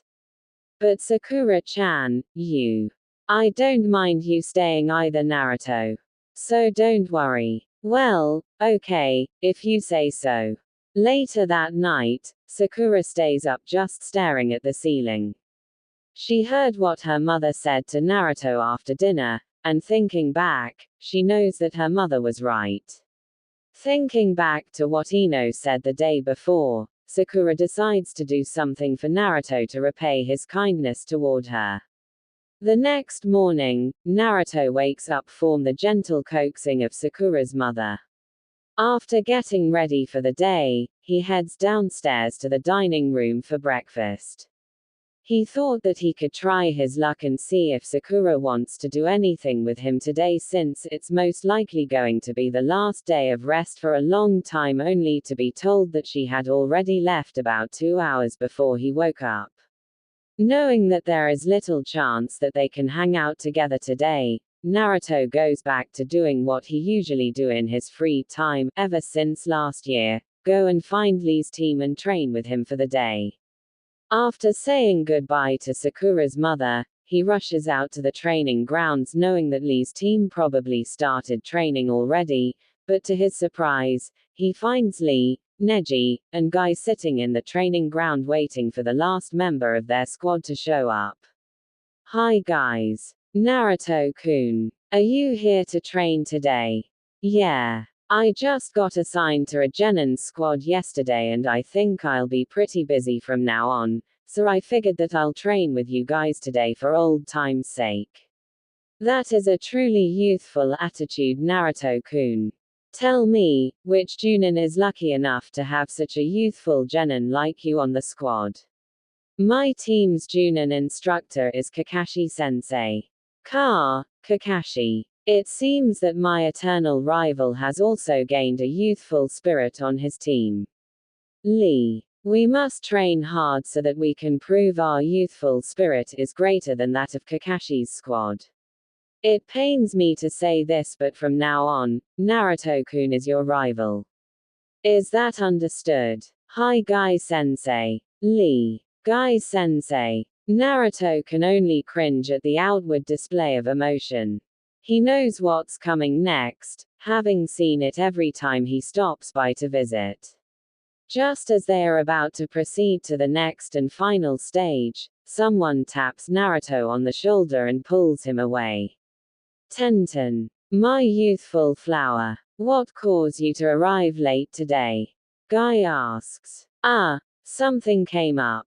Whatever, let's start our training, Neji says. Actually, maybe we should try something different for today. What do you suggest, Tenten? Lee asks. Maybe Neji can train with Lee and I'll train with Naruto. Excellent idea. After all, if Lee and Naruto are to be rivals, Lee cannot reveal his technique to Naruto. Very well, you shall train with Naruto-kun today. Since we need to prevent Lee and Naruto from seeing each other's techniques, I'll take Naruto to train somewhere else. Yes, that is a brilliant suggestion. You may do that. Thanks, Sensei. Let's go, Naruto. Naruto and Neji stare at Tenten in confusion. It is obvious that she's trying to hide something and lure Naruto somewhere, but they can't figure out what is the purpose or what drives her to do such a thing. Shrugging, Naruto starts following the girl as Neji turns his attention to the green-clad ninjas hugging before him, with Lee promising to defeat Neji or do something seemingly impossible. Seeing that Naruto turned around to figure out what all the screaming is about, Tenten grabs Naruto's arm and drags him away before her sensei changes his mind about letting Naruto and her leave. When she finally has Naruto's attention again, she starts speeding off toward the edge of the village, muttering something about being late. In fact, she's moving so fast that Naruto can barely catch up. After a while, Naruto starts to recognize where Tenten is trying to lead him to. Hey Tenten-chan. Isn't this the path to? Shush, you'll find out when we get there. When they finally arrive at the destination, Naruto stands frozen at his spot looking at the four girls standing in the flower field, the very flower field that he and his first few friends have always met after Ino discovered it. Sakura-chan, Ino-chan, Hinata-chan, Hanabi-chan. What's going on? Well, you said that it would be nice for us to get back together even if it's just for one day.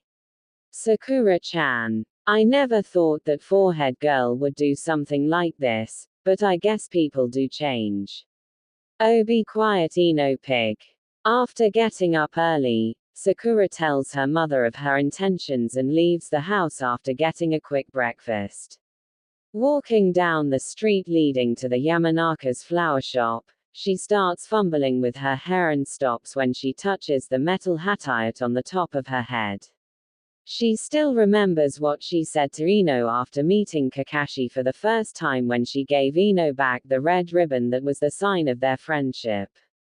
She knows that this may not be the best of time to ask for a favor from her friend-turned-rival, but if swallowing her pride means that she can do something for her friend to apologize for the way she treated him, she would be more than willing to do it.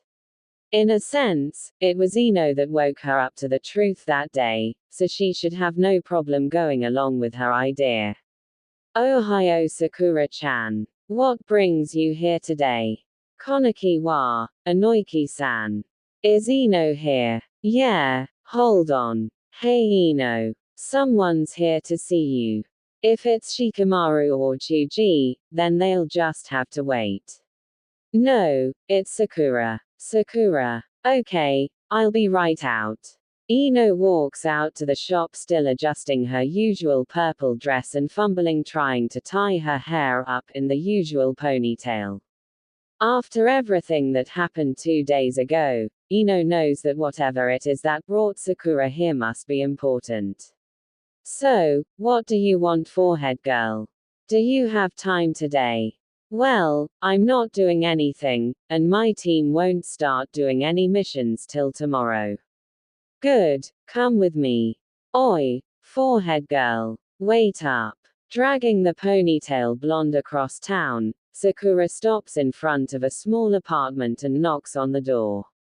After a while, a girl with her hair tied up into 2 buns and dressed in a Chinese shirt with a pair of tight sweatpants answers the door. Sakura, Ino, what brings the 2 of you here?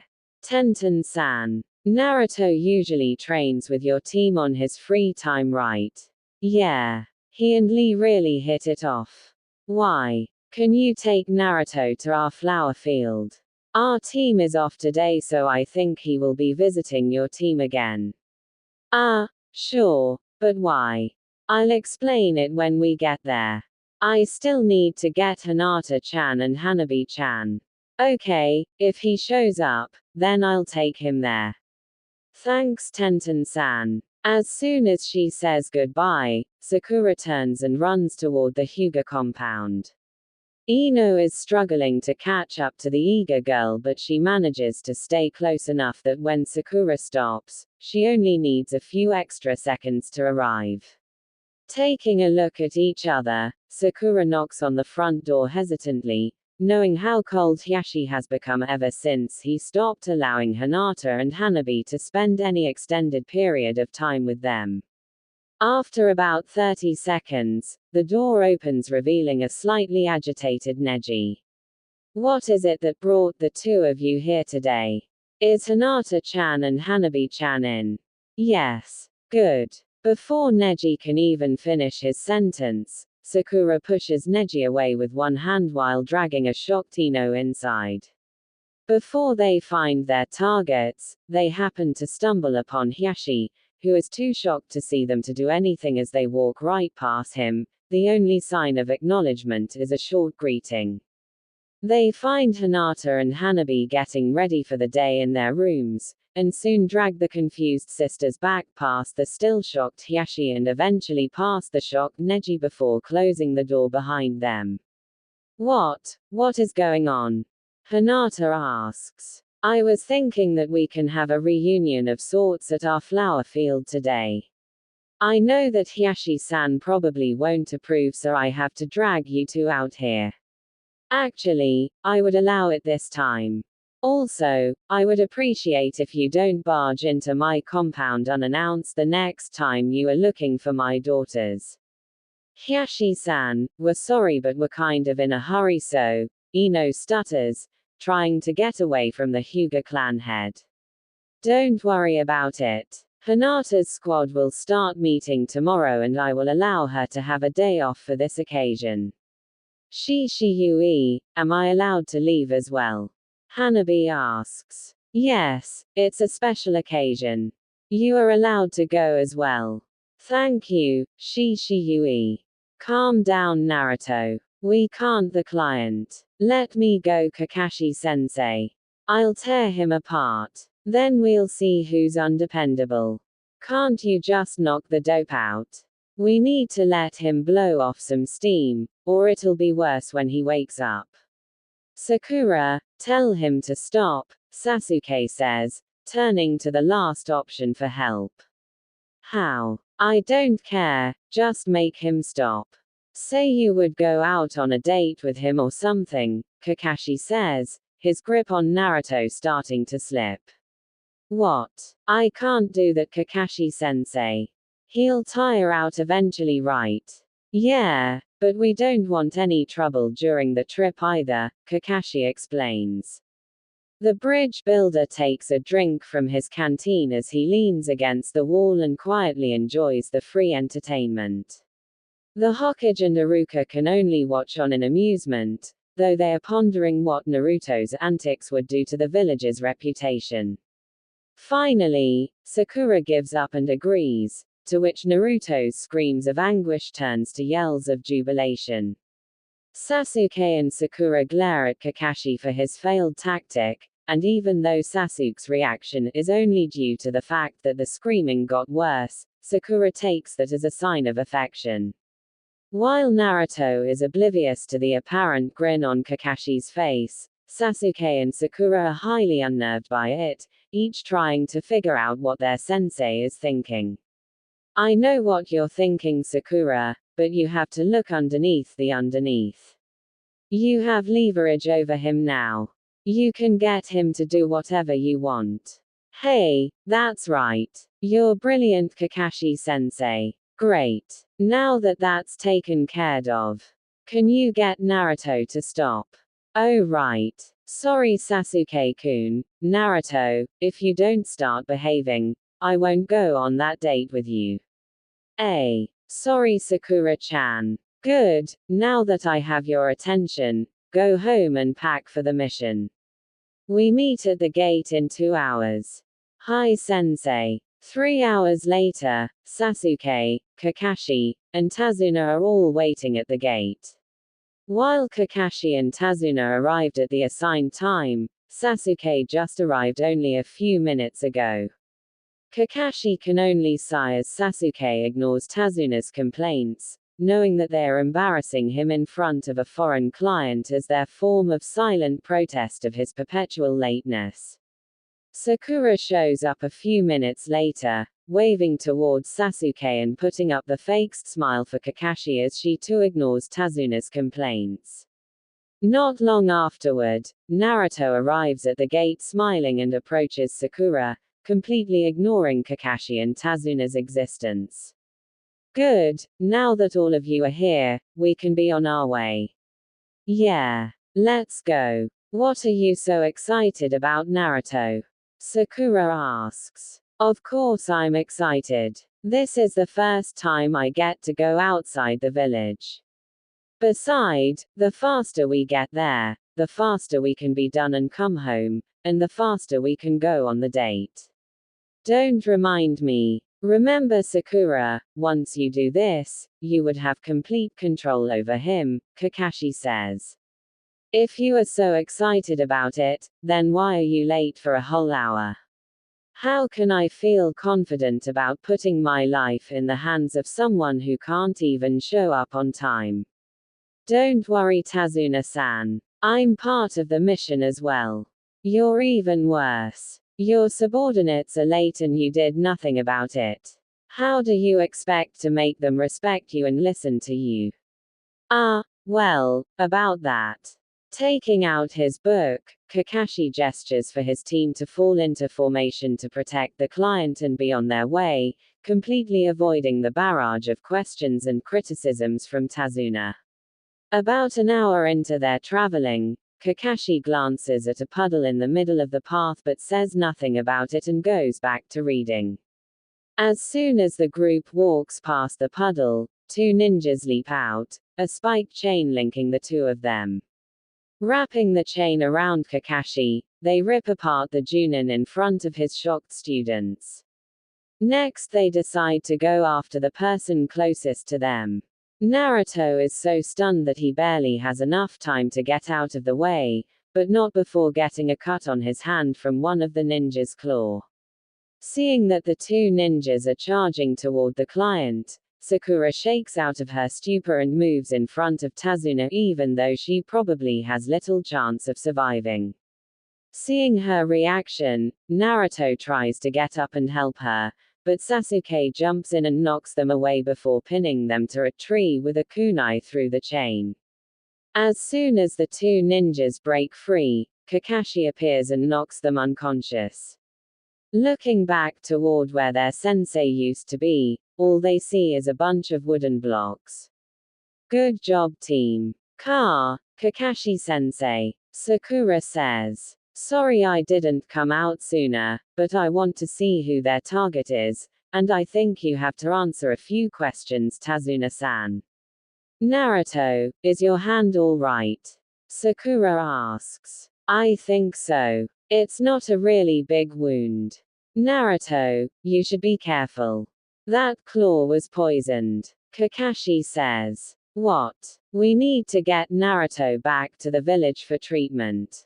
Besides, we're just genins, we can't fight in this kind of ninja battles.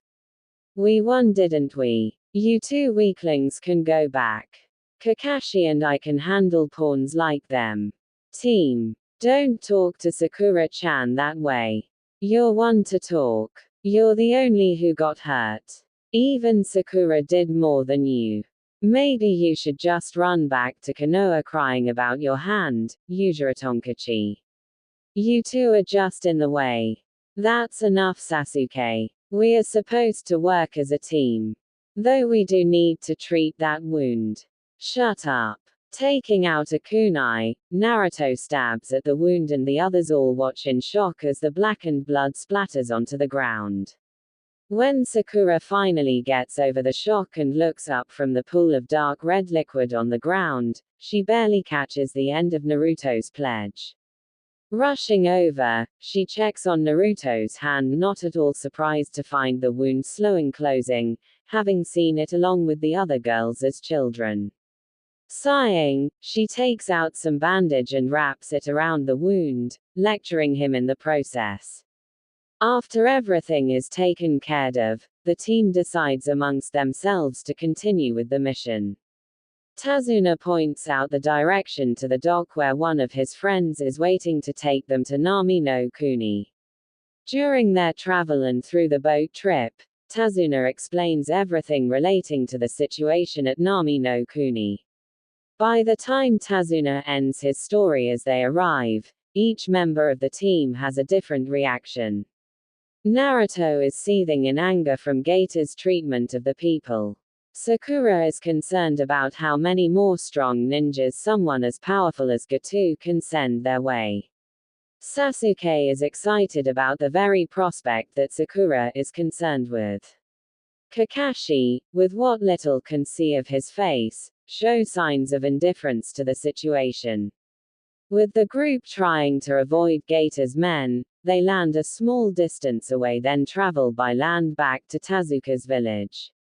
Suddenly, Kakashi yells for everyone to get down as he pushes Naruto to the ground.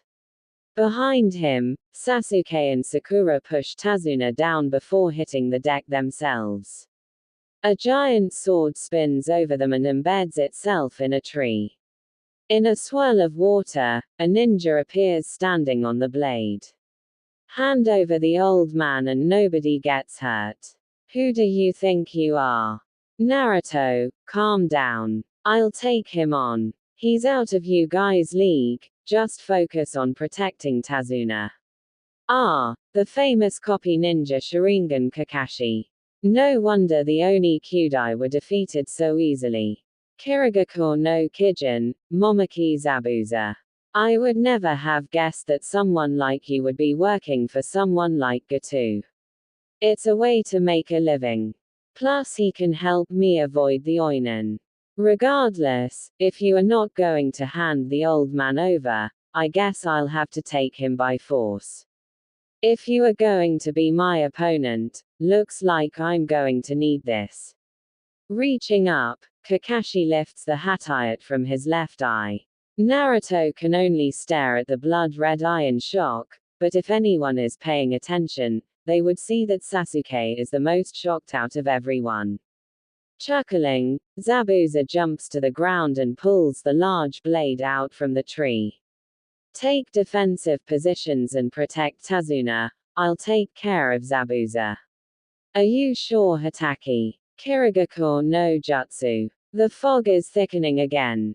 8 spots, liver, lungs, spine, clavicle veins, jugular veins, brain, kidneys, heart. Where should I strike? Where is he? Don't worry, I won't let my team die. Are you sure, Kakashi? Zabuza appears from the thick mist right between the 3 genins. Before anyone can react, Kakashi is already behind Zabuza, but before either one of them can make a move, Zabuza turns into a puddle of water, with Naruto holding a kunai where the kidney would have been. Another Zabuza appears behind Kakashi and swings his massive sword across the waist of Kakashi, who also turns into a puddle of water. The real Kakashi shows up behind this Zabuza and holds a kunai to his neck before it turns into another puddle of water, and the real Zabuza appears behind Kakashi ready to swing his giant sword once again. Barely ducking under the swing, Kakashi is then kicked into the water by Zabuza. Idiot. Suiten, Shiru no Jutsu. Zabuza says, trapping Kakashi in the water prison. There is no way for you to break out of this technique, Kakashi. I'll get around to you later. Mizu Bunshin no Jutsu. Forming the necessary seals, the water along the shore rises up and forms into another water clone. Looking up, the clone stares right at Naruto before charging forward and kicking Naruto away, knocking off his hatayat in the process. Naruto. You were lucky when you took out my water clone the first time, punk. But you don't even deserve to be my opponent. Hurry, take Tazuna-san and escape. There is no chance that you can win against Zabuza. His clone will disperse if it gets too far away from the body, and he has to stay in this spot to keep me in the water prison. Slowly getting up, Naruto stares at his hatayat under the foot of Zabuza. Growling in anger, Naruto charges towards Zabuza only to be kicked away again, but he managed to retrieve his hatayat. Hey you. The one without the eyebrows. Ever heard of the phrase don't judge a book by its cover? I'll make you respect me if it's the last thing I do. Listen Sasuke, I got a plan.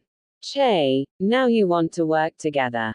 You talk big kid, but can you back it up? Kage Bunshin no Jutsu. Oh. Kage Bunshin. And there's quite a number of them too. The massive Kage Bunshin charges at Zabuza, completely covering him, but Zabuza clears them away with a swing of his sword. With his Kage Bunshin flying every which way, Naruto digs through his backpack and throws a Fuma Shuriken towards Sasuke. Fuma Shuriken, Kage Fuusha. Leaping in the air, Sasuke throws the Fuma Shuriken toward the real Zabuza. Reaching out, Zabuza catches the Fuma Shuriken easily, but spots another Fuma Shuriken hidden in the shadow of the first one. Before the second Fuma Shuriken connects, however, Zabuza jumps out of the way with his hand still connected to the water prison. With Zabuza still in the air, the second Fuma Shuriken turns into Naruto and he throws a kunai at that arm. Surprised by the attack, Zabuza can barely dodge out of the way, but not without the kunai leaving a small cut on his cheek. Furious at the surprise attack, Zabuza whirls his body around and tries to throw the Fuma Shuriken at Naruto only to have it blocked by Kakashi, who escaped when Zabuza's hand left the water prison. So, you managed to get out of the water prison. The same technique won't work on me twice. It's time to finish you off. Activating his Sharingan, Kakashi jumps away from Zabuza and they both start forming a sequence of hand seals. Everyone is amazed by the speed and the accuracy of which Kakashi copied Zabuza's hand seals as they both use the Suryudan at the same time. After the two moves cancel each other out, they start running through hand seals again, but Kakashi finishes ahead of Zabuza this time and unleash an even deadlier technique. Suiten, Daibakufu no Jutsu. The whirlpool swallows up Zabuza, sweeps him ashore and slams him into a tree. Before Kakashi can land the final blow, two senbons pierce through the back of Zabuza's neck. Looking up, they find a young Kirinin standing on one of the branches. Jumping down, Kakashi checks the body to find that Zabuza is indeed dead by the young ninja. Thanks for all your help. I have been tracking him waiting for an opportunity to him. Your mask. You're a Oinen. Who are you? This is our fight. How can you just relax, Naruto? He's not our enemy. But relax. Now's not the time. Well, thanks for helping me out. I'm going to dispose of this body. Lifting the body, the Oinin uses Shunshin no Jutsu to teleport away. Pulling down his hatayat to cover his Sharingan, Kakashi orders his team to head into the village before fainting on the spot. While Sakura and Sasuke help carry Kakashi, Naruto takes another look at the spot where Zabuza was before hurrying after them as they begin to get angry at him for slacking off. After struggling with his weight for a while, the team finally manages to carry Kakashi to Tazuna's house. With the help of Tazuna's daughter Tsunami, they clean out a room and set up a futon for Kakashi to rest. Are you going to be all right? Tsunami asks. No, I think I won't be able to move around too much for a week. Sensei, even though the Sharingan is powerful, you should at least consider the damage it may cause to your body. Well, at least we defeated that powerful ninja, right? But who was that other ninja? Sakura asks. Oinin is part of the Anbu squad. Their mission is to track down and any new nin from their village. A ninja's body contains a lot of secrets about his village. If a ninja from another village finds the body, they can extract those secrets and uses it against the new nin's original village. What's the matter, dope? Sasuke says, noticing the still silent Naruto, still moping that someone else Zabuza. No, I just have a weird feeling that something is not right, that's all. Why is that? Kakashi says, mildly interested. Of all the times I've trained with Tenten-chan, I've never seen her aim for the neck.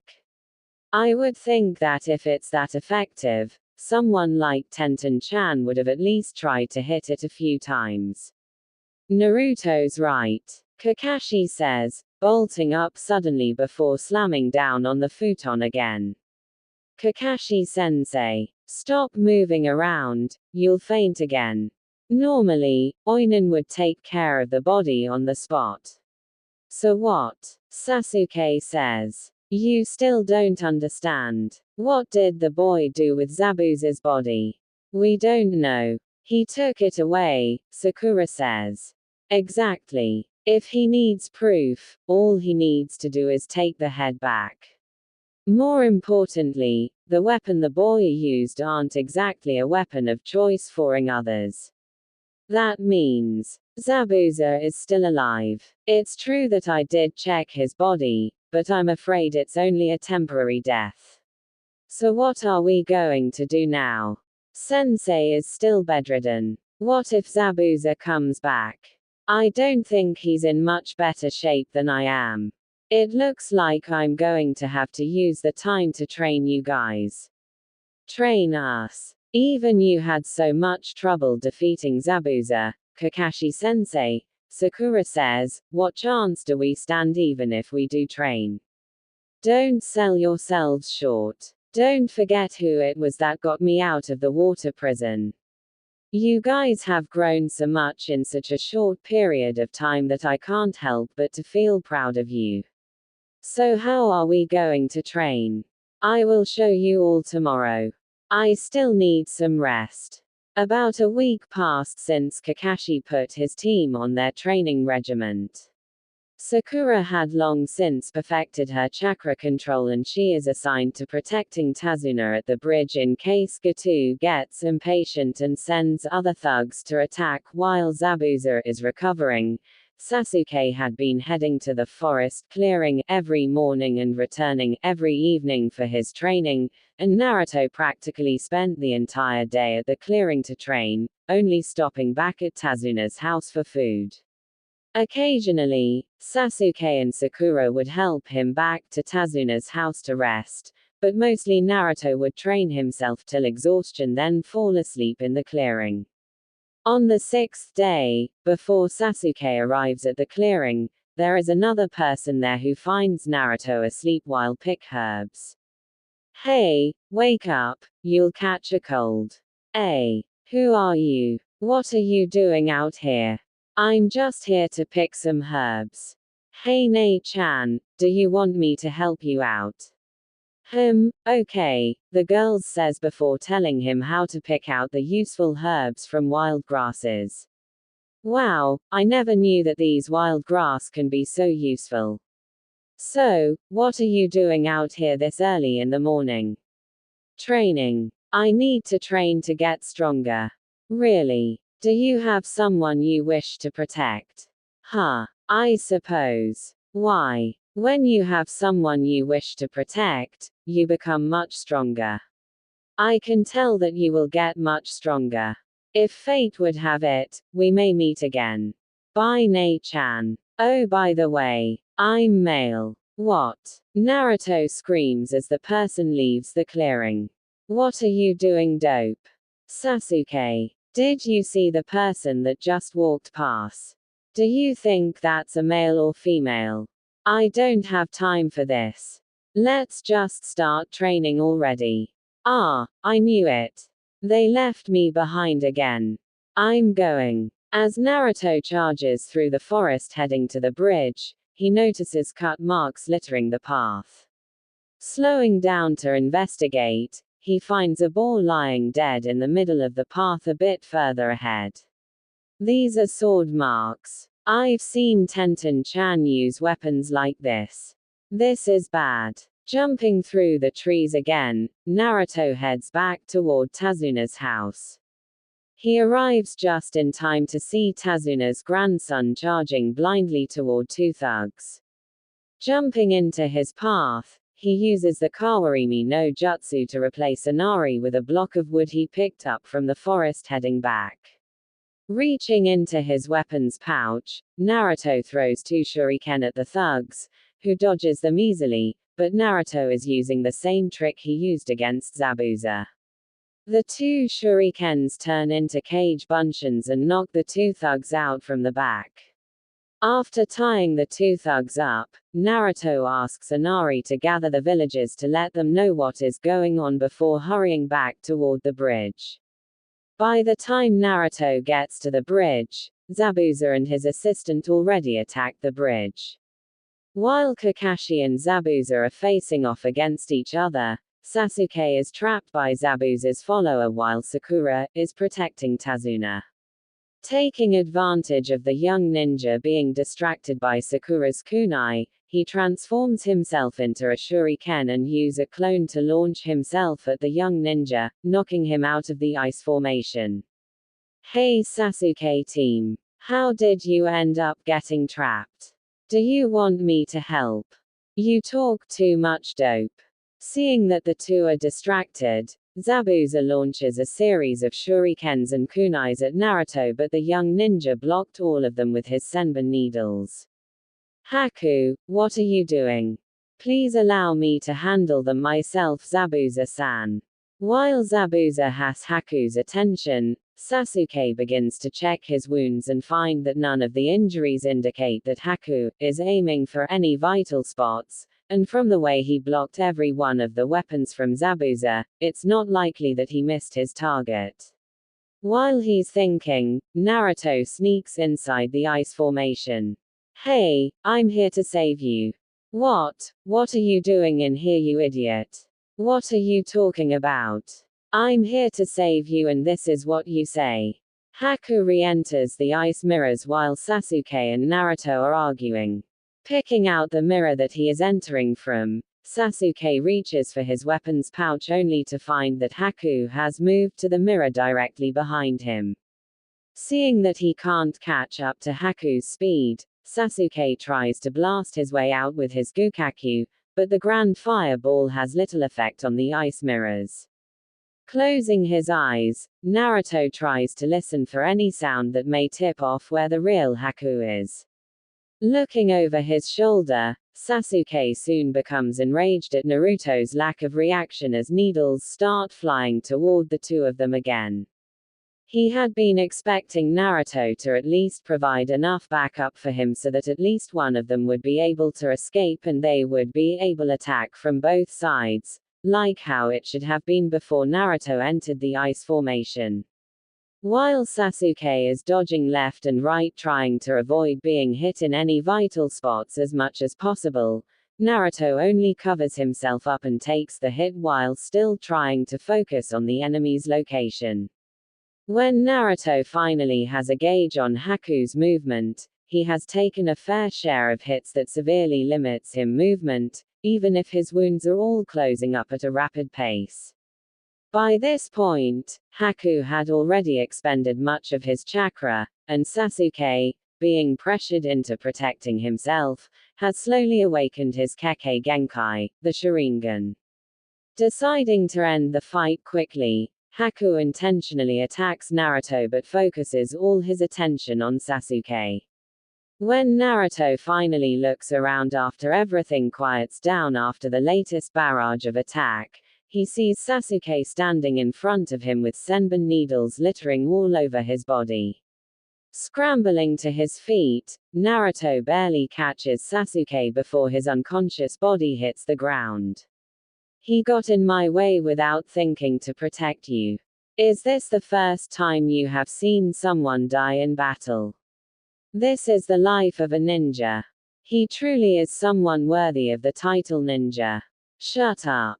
I won't forgive you. Haku is stunned by the sheer amount of chakra emanating from Naruto's body. The senbons that are still embedded in Naruto are forced out by the chakra, and the cuts from Haku's attacks are all healed instantly. Seeing the crazed Naruto charging to him, Haku can only slow him down by firing more senbons and moving to another ice mirror. Taking advantage while Naruto can't determine which mirror is housing the real Haku, he charges toward Naruto only to have him dodge out of the way. Before Haku can get back inside an ice mirror, Naruto catches him on the wrist and punches Haku through one of the ice mirrors. With one of the ice mirrors broken, the rest of the formation crumbles along with the mask on Haku's face. Charging toward Haku again, Naruto wants to Haku with the next hit, but upon seeing Haku's face, Naruto snaps out of his rage and the punch lost all power behind it. Why did you hold back? Where is the fire that you showed before? You can't me like this. What are you talking about? Zabuza-san doesn't need useless ninjas. You have taken away my right to live. Why do you dedicate your life to him? Is he your only precious person? I used to have other precious people. They are my parents. But then I discovered something, my bloodline. Because of that, in a village that despises Kekkei Genkai, my fathered my mother, and he wanted to me. When I finally shake out of my stupor, I found out that I've already my father. That was the first time when I feel that I'm not necessary in this world. It's not until I met Zabuza-san that I discover another purpose to live, and now you've taken that away. Please, just finish me of Naruto. Is there really no other way? I'm sorry to have to dirty your hands. Lowering his head, Haku waits for the final blow. Before Naruto can bring his hand down, Haku notices how the fog is thinning out and catches Naruto's arm before teleporting away with another ice mirror. It takes a moment for Naruto to recognize what is happening, especially the strong source of chakra from where Kakashi and Zabuza would be. Putting everything together, Naruto realizes what Haku is trying to do and tries to stop it.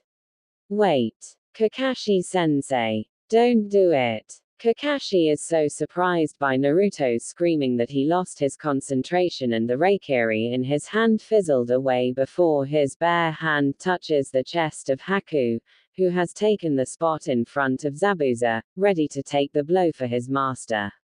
After a short period of silence, Naruto and Sakura hear a resounding slap coming from where Kakashi and Zabuza would be. When the mist clears out, they see Kakashi frozen in shock, with his head still turned to the side and his hand still stretched out. Haku has his arms around himself and backing away from Kakashi with a blush on his face. What is going on here? Naruto. You're all right. Where is Sasuke-kun? He is fine. I knocked him unconscious by striking his pressure points. Naruto and Sakura turn their attention to the recovered Haku, who still has a blush on his face but at least he can still respond, unlike Kakashi, who is still frozen in his spot in shock. You two should go check on him. We still have unfinished business here, Kakashi says. What? Wait, you don't have to fight. Don't worry. Our opponent is not your sensei, Haku says. Gatu, what are you doing here? Zabuza says when the last hit of the mist disappears. You still haven't accomplished your task yet. You are pathetic, Zabuza. What are you doing here? Why are all those men behind you? I told you I can take care of this. There's been a change of plan. You see, Zabuza, I've never intended to paying you a dime. In fact, you and the other ninjas as well as that bridge builder will die here today. Sorry Kakashi, it seems that our fight will have to end. Since there is no reason for me to go after the bridge builder, there is no reason for us to fight each other. Yeah, you're right. Hey boss. After we deal with them, what do you say we go raid the village? One of the thugs asks. That is a good idea. I'm sure there are still things there to amuse us. Yeah, like the women. Or maybe we should start with that pink hair girl there. You should get your eyes checked. That girl is so ugly that I doubt we'll get much money when we sell her to the brothel after we are done. Don't you lay a hand on her. So, we got a little punk trying to play hero. Or are you just angry that you won't get first shot at her? Naruto, don't. Before Kakashi can even intervene, Naruto's dark chakra flares up again. Seeing the feral look and feeling the dark energy wave washing past them, all the thugs surrounding Gatu takes a step back. Reaching into his weapons pouch, Naruto pulls out a kunai and charges right into the middle of the crowd, slicing and clawing through everything he comes into contact with. Sakura watches in fear seeing the berserk Narutoing all the thugs without so much as a flinch from the bloodbath. Even Haku, who has already seen Naruto's feral form, is amazed at how such a mild-mannered boy can become such a bloodthirstier. Of everyone at the scene, only Kakashi knows what exactly is happening, but he also knows that there is nothing he can do to stop Naruto, or the bloodthirsty demon inside him. It's not until Gatu is dead and the rest of the thugs have either escaped back to the boats or died alongside their boss that Naruto finally seems to slow down. Once he finally regains control of himself, Naruto stares at his hands and the carnage around him in shock. Running up, Haku and Sakura wrap their arms around Naruto, whispering calming words into his ears. Walking up, Kakashi strikes a pressure point and knocks Naruto out cold, so that he can have some time to recover from the shock of the actions of his possessed form. As Kakashi is carrying Naruto back toward the village, Sasuke has finally woken up and the villagers have gathered at the bridge with weapons in hand, anticipating a fight to defend their village, but they are all shocked at seeing the blood and corpse littering the unfinished bridge.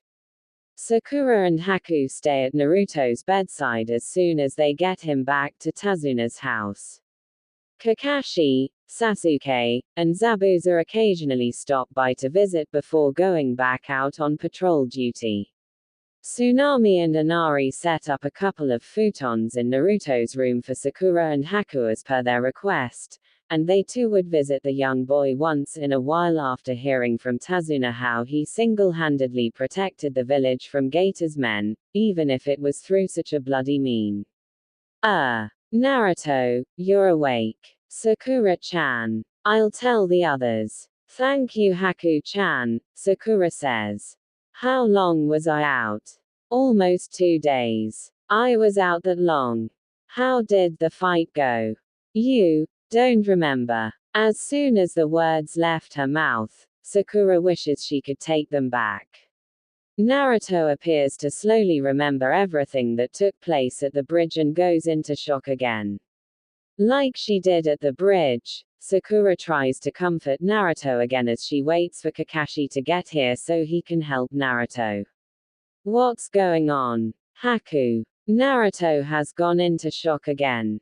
Let me try. Haku presses a few pressure points on Naruto's back and his breathing starts to slow down again as he slowly calms his nerve again.